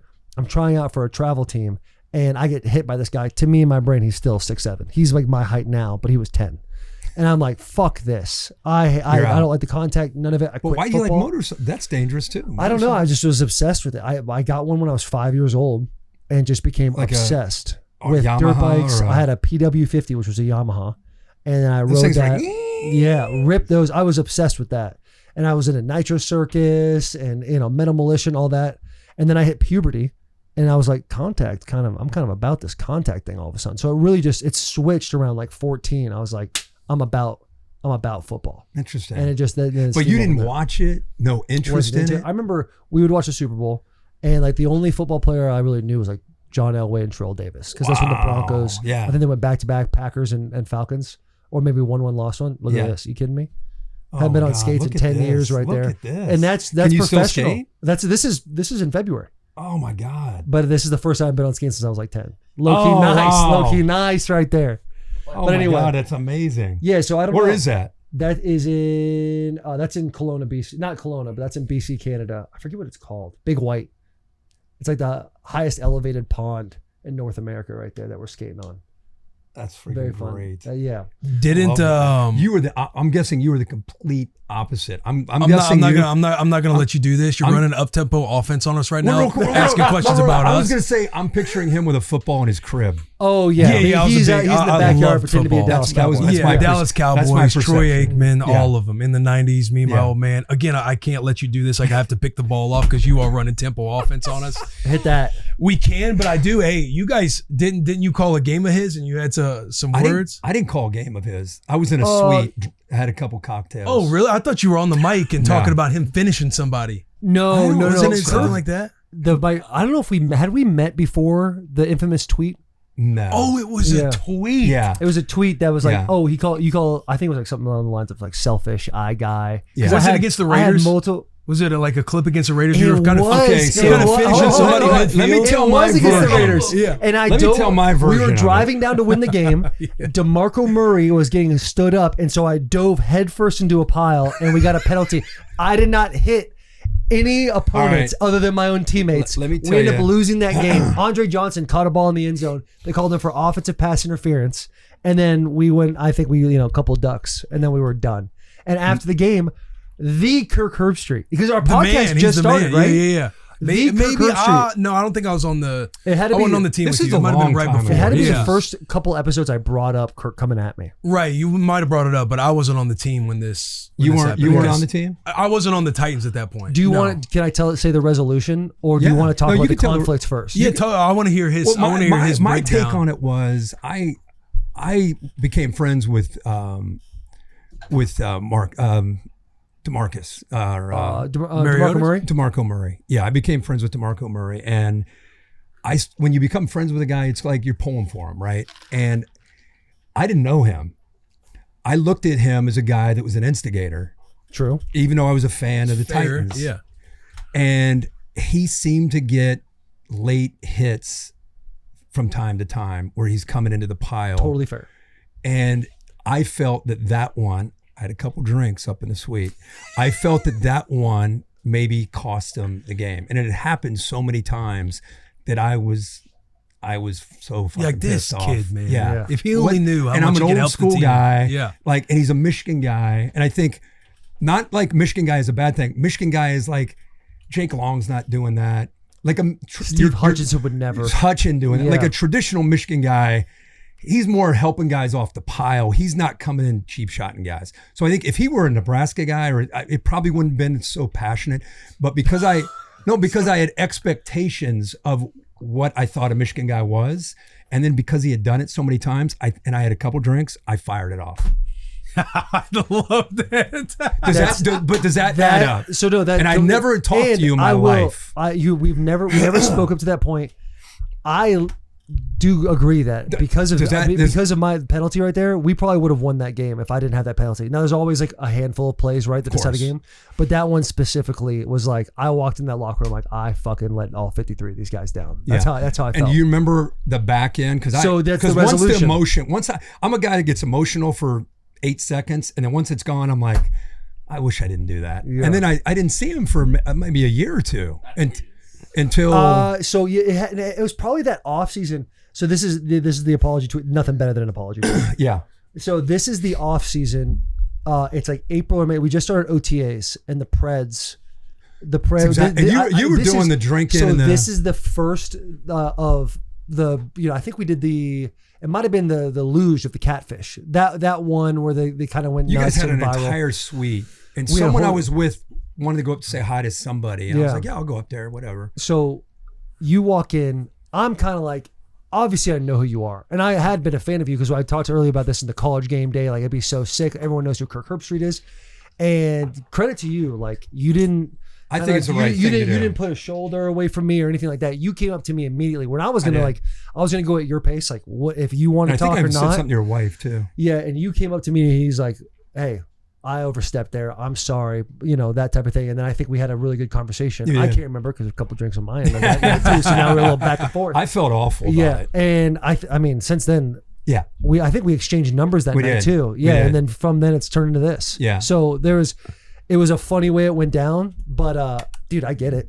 I mean, but do you see what I'm like? The 100%. Like if you went to Indiana or Illinois, probably wouldn't have been as. But there's Michigan. I'm an old school guy. I have a Michigan a bar, out of respect. Yeah. There's a bar, and I just felt like Michigan guys don't do that. And you know what? It was so that part of my career in like 15, 16, 17 with all the penalties, it was so loud then. Mm-hmm. And it's very easy for anybody to jump because I myself would get done doing things. I'm like, what the fuck? What was I doing? Why do you think you were doing that? Hey, that's an amazing. Yeah, that is you're an hilarious to absolute recap fraud. now. But yeah, you are firing at me right there. Hashtag fake tough guy. Hashtag loafer. That's the craziest thing. That is wild. Try to hustle. I see you walking off the field. Fraud. Pathetic. The periods in between. That is amazing. With that. You must have been hot. That is a screenshot that I need that for the post. That's hilarious. Screenshot. Yeah, I need that. I need that so for my good. post to promote this episode, dude. You're Why? the worst. So You guys are the worst. Oh, Yeah. dude, that is I'm funny, so man. uncomfortable. I know. I'm embarrassed about don't be. it. Because Hey, it's like man. that's a former you. Right, Yeah. you don't have to worry about. Look at us now. I We're feel sitting here, and I would bad. genuinely That's call us friends. funny, at this bro. point. Yeah. And that is- I was very passionate. I know, Yeah. dude. I love that's that. a beautiful love story. Actually, how did you two meet on Twitter? That's how we met right there, dude. It was but to go back to Yeah, why do you think that? To me, it's like I wanted so bad for us to be like the most dominant offensive line. I wanted people to be afraid of us. I wanted guys to be like, if you stand around a pile and our guys going down, there's missiles coming at you. Ben Jones started to do it. Jack Conklin started to do it. Josh Klein, Quentin Spain, And you guys were a strength. You guys were a strength, right? Well, going into that year, we were supposed to be a massive weakness. Like people were like the Titans, because we went 2-14, 3-13. This is the next year when we end up going 9-7, and it was like, how do we identify as like one of the tougher, don't want to fuck with us offensive lines? And it was like, oh, dude, I'm missling. I'm putting my body on the line for these piles. Okay. And clearly it wasn't a smart move. That was a penalty. We lost the game. It could have been 10-6, but Yeah. it's that. It's always like the line you want to find as an offensive lineman, because you see, like we've already talked about, when guys are kind of just walking to the next thing. It's like I think that's more common now, don't you think? What's than that? the guys that are walking. Quarterback gets ear hold and they're just kind of like, oh my that bad. To me is like, dude, you gotta just, if it's a very like a point in the game where it's like we gotta have it, like you gotta save that for after, and like getting jaw at the guy a little bit, but we don't want to swing or nothing like that. But like anytime your quarterback gets hit, like you got to get in that guy's face. Yeah. You've got to. Like I won with Richard Sherman, where it's like, dude, he hit Marcus as he was going out of bounds, and it's like a whole scrum, and I fucking squeezed my way in there because you just want it to be known. But he's doing the hurry up on us. Oh yeah, he's doing the hurry up. Oh, yeah, All yeah, that said, all good. All good, man. Dude, that's funny. No, that's on us. funny. That's on us. Yeah. Right? It's all It takes good. two. It takes two. Yeah, it's all good. man. AP top 25 just dropped. Just now. I think just now. Yes, sir. So Look at we the filmed Big this Ten. Look at on the Monday. This is going out in what, 2 weeks though, right? Yeah. So We're dropping a clip. okay, we'll clip this today. Yeah. What stands out? Let's just Big we're Ten. in a brainstorm. Big Ten has 3. I thought they had more 3 in the top 10. in the coaches poll. 1, 2. IU. I think IU's undervalued there. You think so? Yeah, I think they're coming back again. Really? Yeah. See, I don't know. The if it's- Hoover kids. I mean, no one knows, including Signetti, if he's Yeah. going to do it. But the last 2, Rourke was good too. It wasn't just. So And you didn't know what you were Josh- going to get out of Mendoza. Yeah. True. Yeah, coming from Cal. I mean, their system. They're so well coached. And they just don't make. They don't make mistakes. any It's like they mistakes. know what's Yeah. happening on the defensive side of the ball. I'd put IU higher than that personally. Georgia 3. See, I thought Georgia was being kind of people forgetting about them a little bit. They haven't been talked about a whole lot in the offseason. I kind of sit on that fence. Like you never want like. Here's the insurance policy. Never bet against Kirby Smart and Gunnar Stockton. Okay, Right. that's down the shelf. Like if Yeah. you bet against them, you're probably wrong. Yeah. But you're I betting just against look them. but I'm betting against them. Are Like you? I mean, it's been Georgia and Alabama in the SEC. Like have won the SEC since forever, besides 2019, right? Yeah. The perimeter guys. They had Zachariah Branch had 81 receptions last year, set a school record. Like Mike Bobo, he loves throwing those perimeter shots and letting his athletes go. I just might not be privy to what they have on the perimeter this year. And their defensive line. Well, they don't have. No one knows They what they have have no at receiver. pressure. Right. They get no pressure unless they blitz. I Yeah. think they're going to be better in that they- area. But they You have started to to be come on. receiver. They started to come on at the end of last year. They did. With the young defense, and they have a lot of returning production. Yeah. They've got. And then you got the run game. They couldn't run the ball that well, but you have those 2 stud backs Frazier's coming a back. freak. Yeah. Offensive line will get going. Yeah. I feel Yeah. like, they've been top 5 in recruiting the last however long. Yeah. They're going to have somebody show up on the outside somewhere. But you look at Texas and what they've done in the portal. You see everything coming out. And I know August is all just highlight clips that schools are put up, but you see Cam Coleman go up and get a couple of those balls. Looks like George Pickens. It's it's incredible to watch. Arch, I think this is a perfect place for Arch to be right now. I Where agree. people are still like, he's a Manning, he could be X, Y, and Z. Yeah. But last year was way too much pressure to put on him. And Especially now it's going like to Columbus. he's week one. almost flying under the radar, and everyone forgets, like, I think the second half of Mississippi State on, he was on fire. Second Like, half of the whole year. season, really. You just watch the bowl game against Michigan. Like he had 150 yards rushing. Yeah. And Yeah. he lit us up as well. And that's Wink Martindale, him calling the plays and stuff like that. I think they should be higher. I look. SEC has 6 of the top 11. Of So course. the AP poll is biased then, right? However, Everyone's. If you compliment the SEC, you're biased. So the AP is biased. First Yeah, time, yeah, fair enough, fair enough. first time in the AP poll since 2015 that an SEC team did not receive a first place vote, though. And look where Bama is, man. It's a good note, interesting Bob. time. That is interesting. Look where Bama is at 13. This isn't a time where Alabama fans are worried. Like they had that run obviously with Nick Saban. 20 years. And now they're thinking, some of them are thinking we're okay, and others are like, this isn't the guy.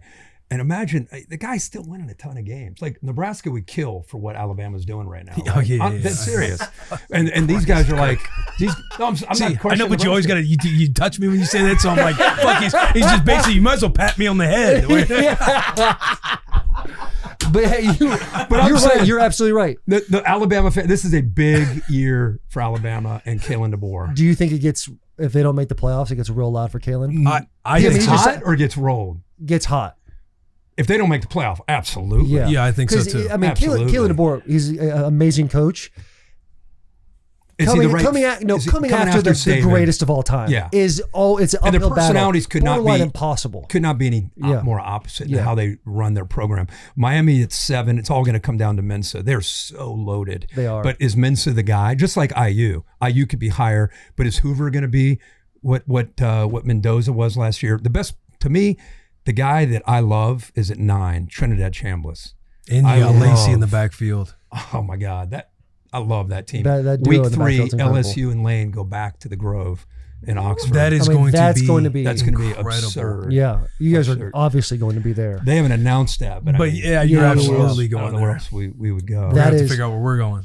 Penn What? State at 18. I think Penn State's going to be top 10 by the time the season's over. You think so? Hold on. They don't time play out. Ohio State. They don't play Oregon, and they don't play Indiana. They have the softer. They have a softer their schedule. Yeah. They have what? Michigan and USC. Yeah, and they go- USC has to fly across the country to Yeah. the Eastern Time Zone. I'm telling you, they're going to win 10 games. Matt Campbell is outstanding. Couldn't be a better fit for Penn State than Here's- Matt Campbell. yeah. Yeah, we got a fan question here. _Ethan Ratliff. Who has more success in the next 5 years, James Franklin or Matt Campbell? Throw another one in there at you too. Bob Chesney at UCLA. Which I like staff Bob are you? Chesney. Which staff are you throwing stock in on? I think James Franklin's going to get a new life. I pray that he brings the Hokies back. Lane Stadium used to rock. That used to be the most. When we found out we were going to Lane, not just Enter Sandman, but just the entire game, they were just one of those fan bases that stands and cheers. The opponent gets a first down on 3rd and 7. Ohio State, they sit down. Michigan, they sit down.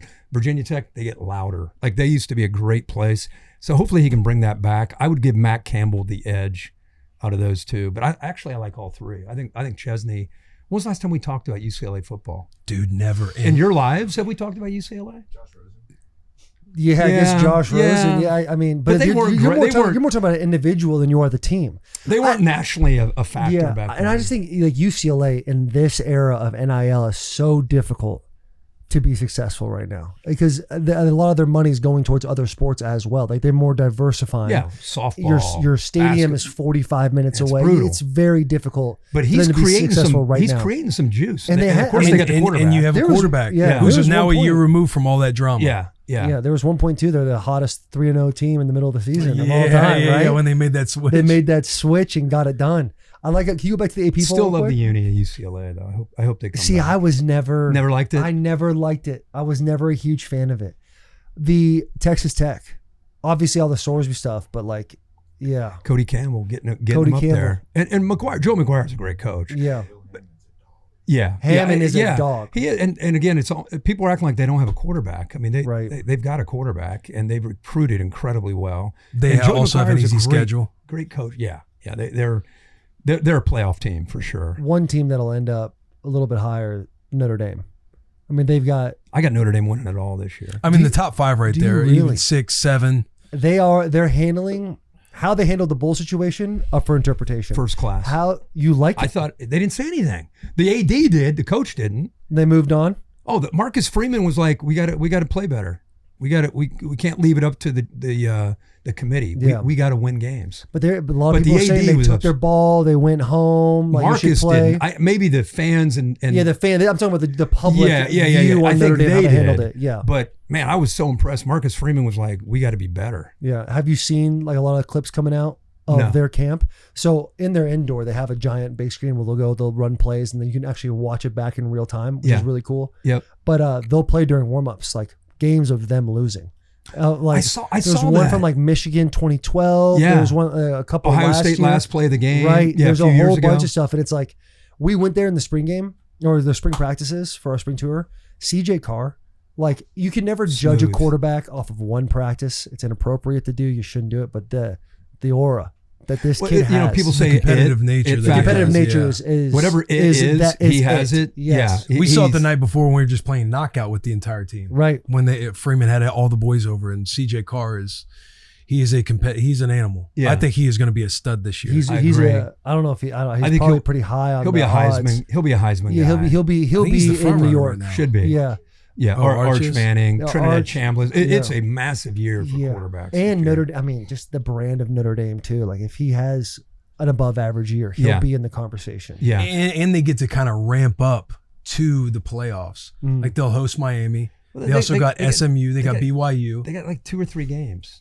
Right. Where they're going to be challenged. The Yeah. rest of them, I mean, 9 or 10 of them, they're Oh going yeah, to. CJ, he's number 1 right now. CJ, And that's what I'm saying. They get Moore. BYU, Miami, and SMU toward the back half of the year to where they're kind of ramping Right. into the Yeah. college football know playoff. who they are by then. Yeah. Yeah. I think teams like we're talking about USC this year, I think they could be better than people are talking about. I think Nebraska and Wisconsin are kind of like 2 teams that, because of quarterbacks, they've upgraded at quarterback. I think Raiola's a great quarterback. When I say upgrade, based on the fit of what Nebraska needs, Couldn't agree more. I think they're in a better spot. I think Wisconsin, they went to Old Dominion, brought a quarterback in who's kind of a dual guy. I think both those teams could be better. Big Ten's loaded again. Minnesota's going to be good.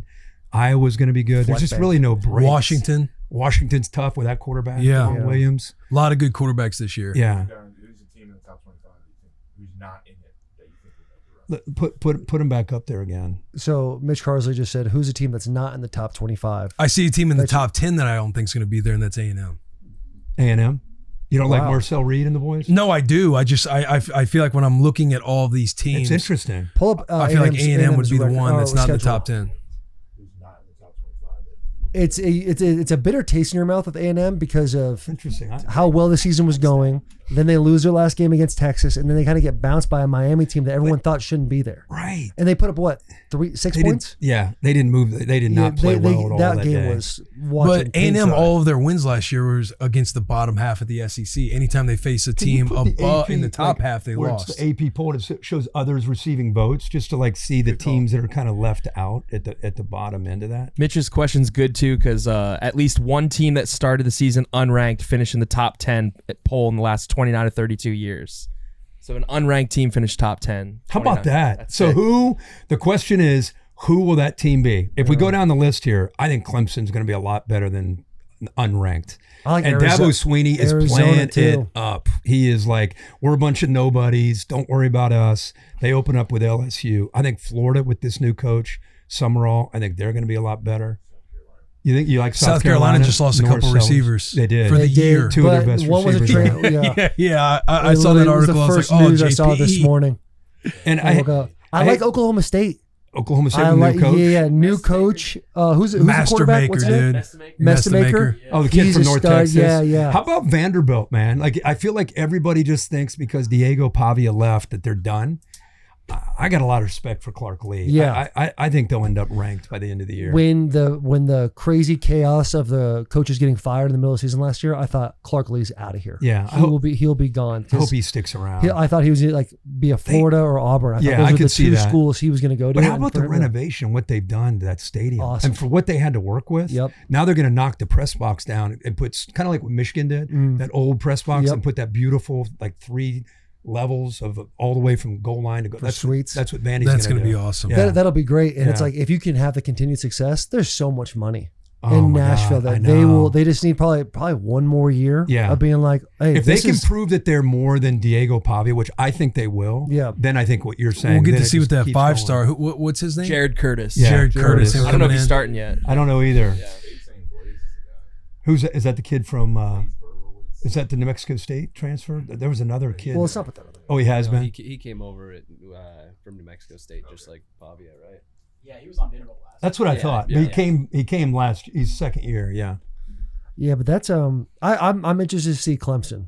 I'm interested to see Dabo, Mm-hmm. and Week I'm one. not like fully invested in the lore of like Clemson, South Carolina. But we got JP Hovey, who has been with us for 4 or 5 years. He's the biggest South Carolina guy ever.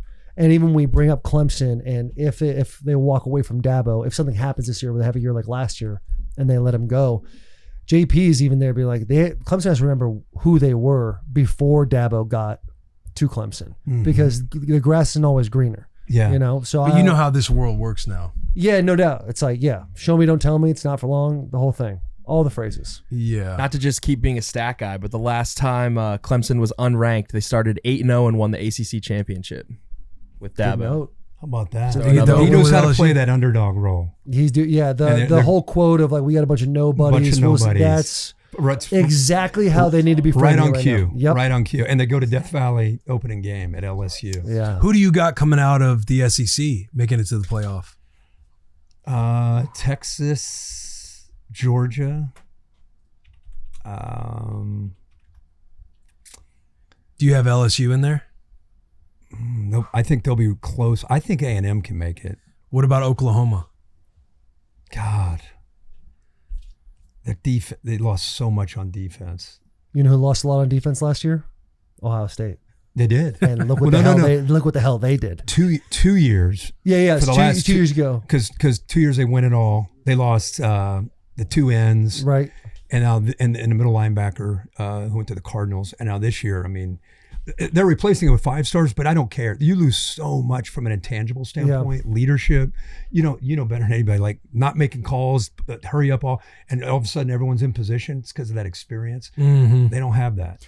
So they'll have studs there, but to replace Arvell Reese, Sonny Styles, Caleb Downs. Caleb Downs might be one of the best players I've ever covered in my life. Caleb Downs is my pick. That kid's going to be rookie of the year for sure. I think I said we did a FanDuel thing. I think I said. Who's a Tampa Bay kid? No, the one that was at Miami, and then he just got drafted by Tampa Bay. Bain. Yeah, I said Bain. I think he's going to have an unbelievable year. But Caleb the star, Downs. you see him coming out of camp. People are referring to him as Ed Reed already. He's out there just checking receivers. Dude, there's an account right and covering now. guy one-on-one against CD. Yeah. There's a guy on Twitter right now who has an account that is pulling these rookies, their preseason games, and highlighting them every single snap. And you can just sit there and watch it. I was watching it this morning. I'm like, this account is. I don't know why people haven't done this yet. Oh my god! And it's no like this is my thought. It's like It's here just, is here it all is. of Arvell Reese's snaps from the wow. first preseason game. Wow, And it's like, oh, this is badass. that's cool. But Arvell Reese is like, we talked about him being a first round pick this year. This time last year, we had no idea. No, We had no idea. it's about because him. he was behind Cody Simon, who was a linebacker, 3rd or 4th round to the Cardinals. Isn't that crazy? Yeah. And now now he's first. And they're round saying pick, he's ahead of Sonny Styles as far as like technique and which is crazy. instincts. He's also got a and- better D liner from like watching the Arvell Reese, some of that footage. Like he's got cats out there. What is it? Burns, the guy on the other end, Thibodeau? set the edge to where even when you're trying to get these outside zone plays and shut it down, Yeah. like from where they're aligned and to where, once you shut it down and you got a guard tackle free releasing up to you, you can just easily put their body in the gap to where he's got a line of scrimmage in front Which of is him. crazy to think they lose Dexter Lawrence and they still have that. Yeah. That tells you the embarrassment of riches that they have in that front. Yeah. Oh, They've spent so much inventory on that D line. They were allowed to let the big fella go and still be what you're Yes. describing, Yeah. especially on the edge. We how long have we been going? We've been going for a We've been minute, going dude. for- we went This for has been 2 a great hours. conversation. I mean, it's getting long. You probably have stuff to do.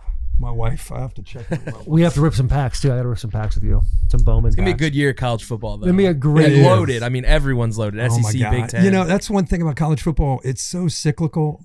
It's either a year where no one's returning or a year where everyone's returning. Yeah. And I think with this NIL, we're seeing more and more guys that are like Dante Moore.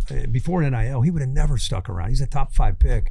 He decides to come back. I mean, there's just so many guys that I think it's going to be awesome year where who stays healthy is going to end up having a year where they make a The run. parity too that we're getting Yeah. all around college football, Yeah. Mm-hmm. like the depth of some of these conferences. Like Big Ten's gonna. I know it's SEC. You give anybody in here to talk to down south, it's SEC has the most depth. I think Big Ten is going to Big be a lot Ten's- deeper yeah. this year. And even talking the ACC, it's like you have Miami, who's going to challenge them. Is it going to be Clemson? You got SMU. You got Louisville, Virginia Tech. I mean, BYU, yeah. who knows if they're going to challenge this first year? ASU too. I mean, there is Arizona more, State. There is more Yeah. depth there than I think people nationally probably give them credit for. And you mentioned one earlier with USC and the roster that they're going to have. This is one where I don't feel like the national pressure that is on Dabo Swinney or DeBoer down at Alabama. But if USC doesn't make the playoff, you're like Lincoln Riley, in my opinion, is going to be on the hot seat in a big way He'll if be in the USC A-gap. doesn't. Yeah, he'll be in the A gap. Lincoln will. Riley is entering the A gap this year if they don't Yeah. make the playoffs. I think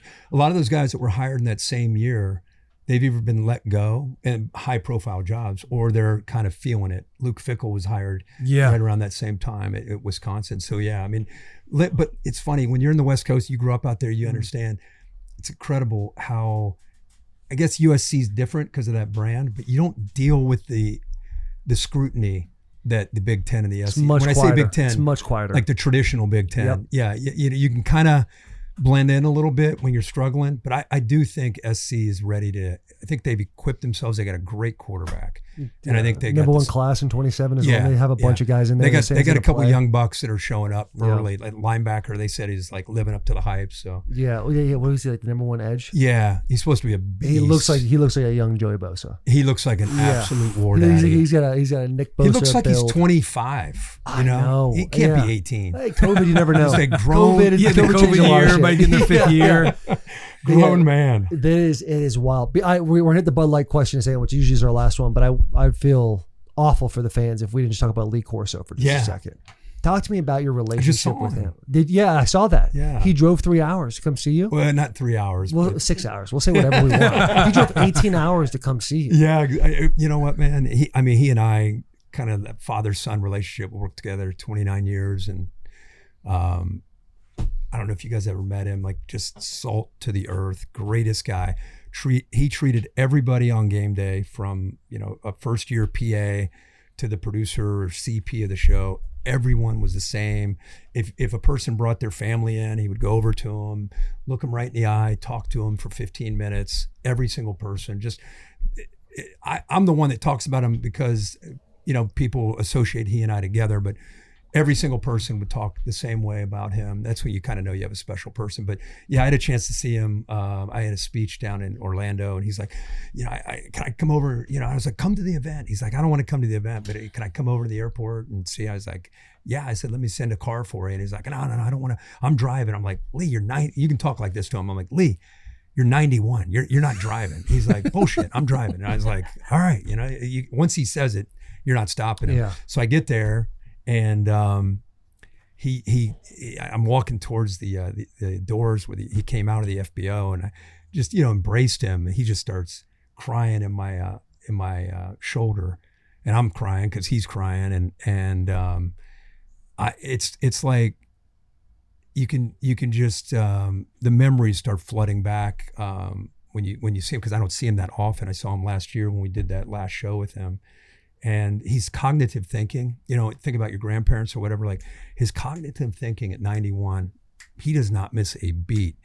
It's just, he had a stroke and he's got some other stuff that he's dealing with. And so he's obviously dealing with a lot of things, but his eyes are still razor sharp. He's talking about these, like we're talking about the teams. He's talking about the teams. He's still doing his homework. He's still into it. He's my, one of the, I'm just so blessed to have sat next to him and just watched him and just learned. I can never be him, but I can learn by watching. Probably like you when you looked up to somebody that was either a coach or an older player. You don't even have to talk. You just learn, and that's who he was for me when I was that 26-year-old. I was telling you guys earlier, and doing great. Love him. Talk to him as often as I can, and.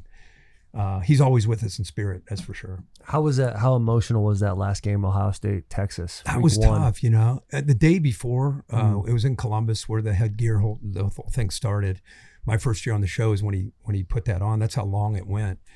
And it was fitting that was the last place that he would put that headgear on. And Ohio State was great about working with us. It was a noon game, so you had 100,000 people there, massive game against Texas. But the day before, we had a lunch for him at a local restaurant, about maybe 60 people. A lot of his family was there. Mike Tirico, who worked with him and I on Thursday Night Football, he came in, Chris Fowler and his wife, Jen. And just a bunch of people there to celebrate him and what he meant to us and to the sport. So that was super emotional that day. Some people would get up and speak, and whether it was a family member or whoever would get up and talk, everybody would just say incredible things. And we did a feature, I don't know if you guys remember, we did a story on him last year before his last show. And he and I did it together, and I went to the College Football Hall of Fame to do it. And the last clip, we went into this little theater in the College Football Hall of Fame, and it was just me and him and 2 cameramen and the producer, and they sat him in the front row and they played this video. And it was basically people like I'm talking right now, looking at a camera, just saying, what does Lee Corso mean to you? And there's maybe 50 or 60 different people. Again, everything from his kids to people that he worked with, to former teammates, former players, whoever it was that he coached. And he sat there, and I was about 4 rows back, and the theater's dark, and I'm kind of to the side watching, and he's sitting there watching, and he's got tears running down his face, watching all these nice things being said about him. And then the video ended, and it was dead quiet. It's dark. There's me and him, 2 camera guys, and a producer, and I'm like, he's crying, and I'm like, and they're like, okay. And I don't know I don't know if we're still doing the show like we're doing right now, or are we off air? What are we doing? So I just went down there, just kind of held him. And he was super emotional. And he's like, it was so strange. He goes, it was like I was dead and people were talking about me at my funeral. And I said, here's the cool thing. You're alive and you get to hear these people tell you how much you mean to them. You didn't die to have to hear it. So often these people that are in their 90s like this, they die, and then we all get together and then we all talk about how wonderful they were. But I said, what's a blessing, man, is you get to hear that, And anyway, there was just so much that went on. But he's one of one. He's the most unique guy of all time. And I'm just, how lucky was I from a timing standpoint to be right next to him. That's incredible, man. That is beautiful. Yeah. Kind of painted a beautiful picture there. Yeah. I had myself tearing up and I said, when you're talking about looking from the side. Yeah, I didn't know what to do. Kirk man. put us in the room with him. I felt so strange. Like it was just like, what do I, what's the right move to yeah. make right now? Do I give him time to kind of gather himself, or I don't want to bother him, but I also don't want to leave him out to dry. Right. And there's the age aspect. Like, yeah, he's 90 at that time, 90 years old. Yeah. Yeah. Don't laugh at that. That's a real thought, right? When you're like, do I go help them? Yeah, for sure. But yeah, that's beautiful. That's beautiful. BLQ. Before the BLQ, Okay. I do have one. I just want to we want to pitch you an idea. That you can take full credit for as the face of college football. There are only 8 teams in the new Pac-12: Washington State, Oregon State, Boise State, Fresno State, San Diego State, Utah State, Colorado State, and Texas State. What do you think about rebranding them on the national level from the Pac-12 to the State 8? State 8. The State 8. Love it. You start pushing that on your show on Saturdays. Yeah. We'll come in behind the next week. You guys should have the commissioner. State Pack. State Pack. State Pack. You don't even. ST8 Pack. ST8 Pack. ST8. I like it. It's kind of not bad. What was your name? What do you want to go with? State 8. Yeah. I like that. Yeah. The State 8 is actually pretty good too. What? That's the old Big 8 in him coming out. Yeah. State Pack. Why don't you guys have the commissioner of that conference on and talk to? Talking about Josh Pate? Yeah. We'll call Josh Pate. Yeah. State. Everybody's a state. We should go with that. State Pack. A little, You know what? It's a little play on They're words. looking for anything to create a little bit of mojo anyway. Yeah. Right? A little bit of motion. Yeah. Gotta have it. Yeah. I'm down. I like it. All right, you can he's have in. that one. Yeah. I can have that one. That's Okay, yours. you can have that one. I may take your State 8 instead. But, State 8. Yeah. All right, Bud Light question. What is this? Is this one word answers? No. This is probably the most important question you'll be asked, and that's why we whittle you down for 2.5 hours to really get you to the nuts and bolts of your foundation. We know anybody would do anything for an ice cold Bud Light. Yeah. What's something that Kirk Herbstreit would do anything for? Can't say family. And if you love examples of what other people have said, we will give them to you. As I look here on this bus, as you say that, if we had a grill in the back with burgers, I'm a big hamburger in the summer kind of guy.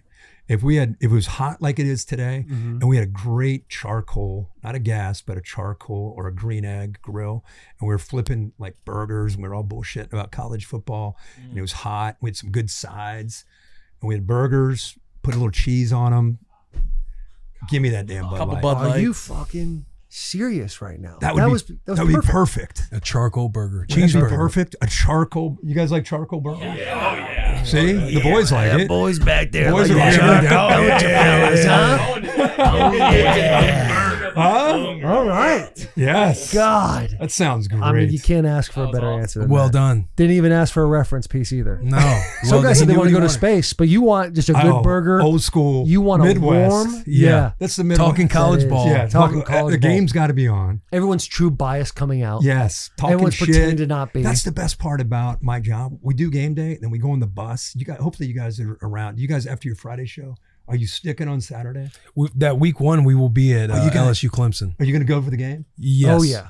You got to come to my bus, and we got games on. We're eating like I'm describing. That's the best, and we're all throwing shit, talking shit to each other about games. Whoever we picked, if that team's winning, we're like talking. I mean, we're fans, just like I you like guys that. all are. I You know what I like mean? that. Well, yeah, So we'll yeah, come. you guys got to come over. We'll make time. We'll make time. We'll make time. Yeah, you guys should do that. Peter Pretty will be busy. there. Is there? Peter will be there. Oh, yeah. By the way, Peter's found his How home. chill is Like, he, by the way? He figured it out, Oh, man. He was in the pocket. Good boy. That's a great boy. That's a great boy right there. Is there a team in the last like Okay. 5-10 years that you've like stuck your neck out for talking about them and they just let you down?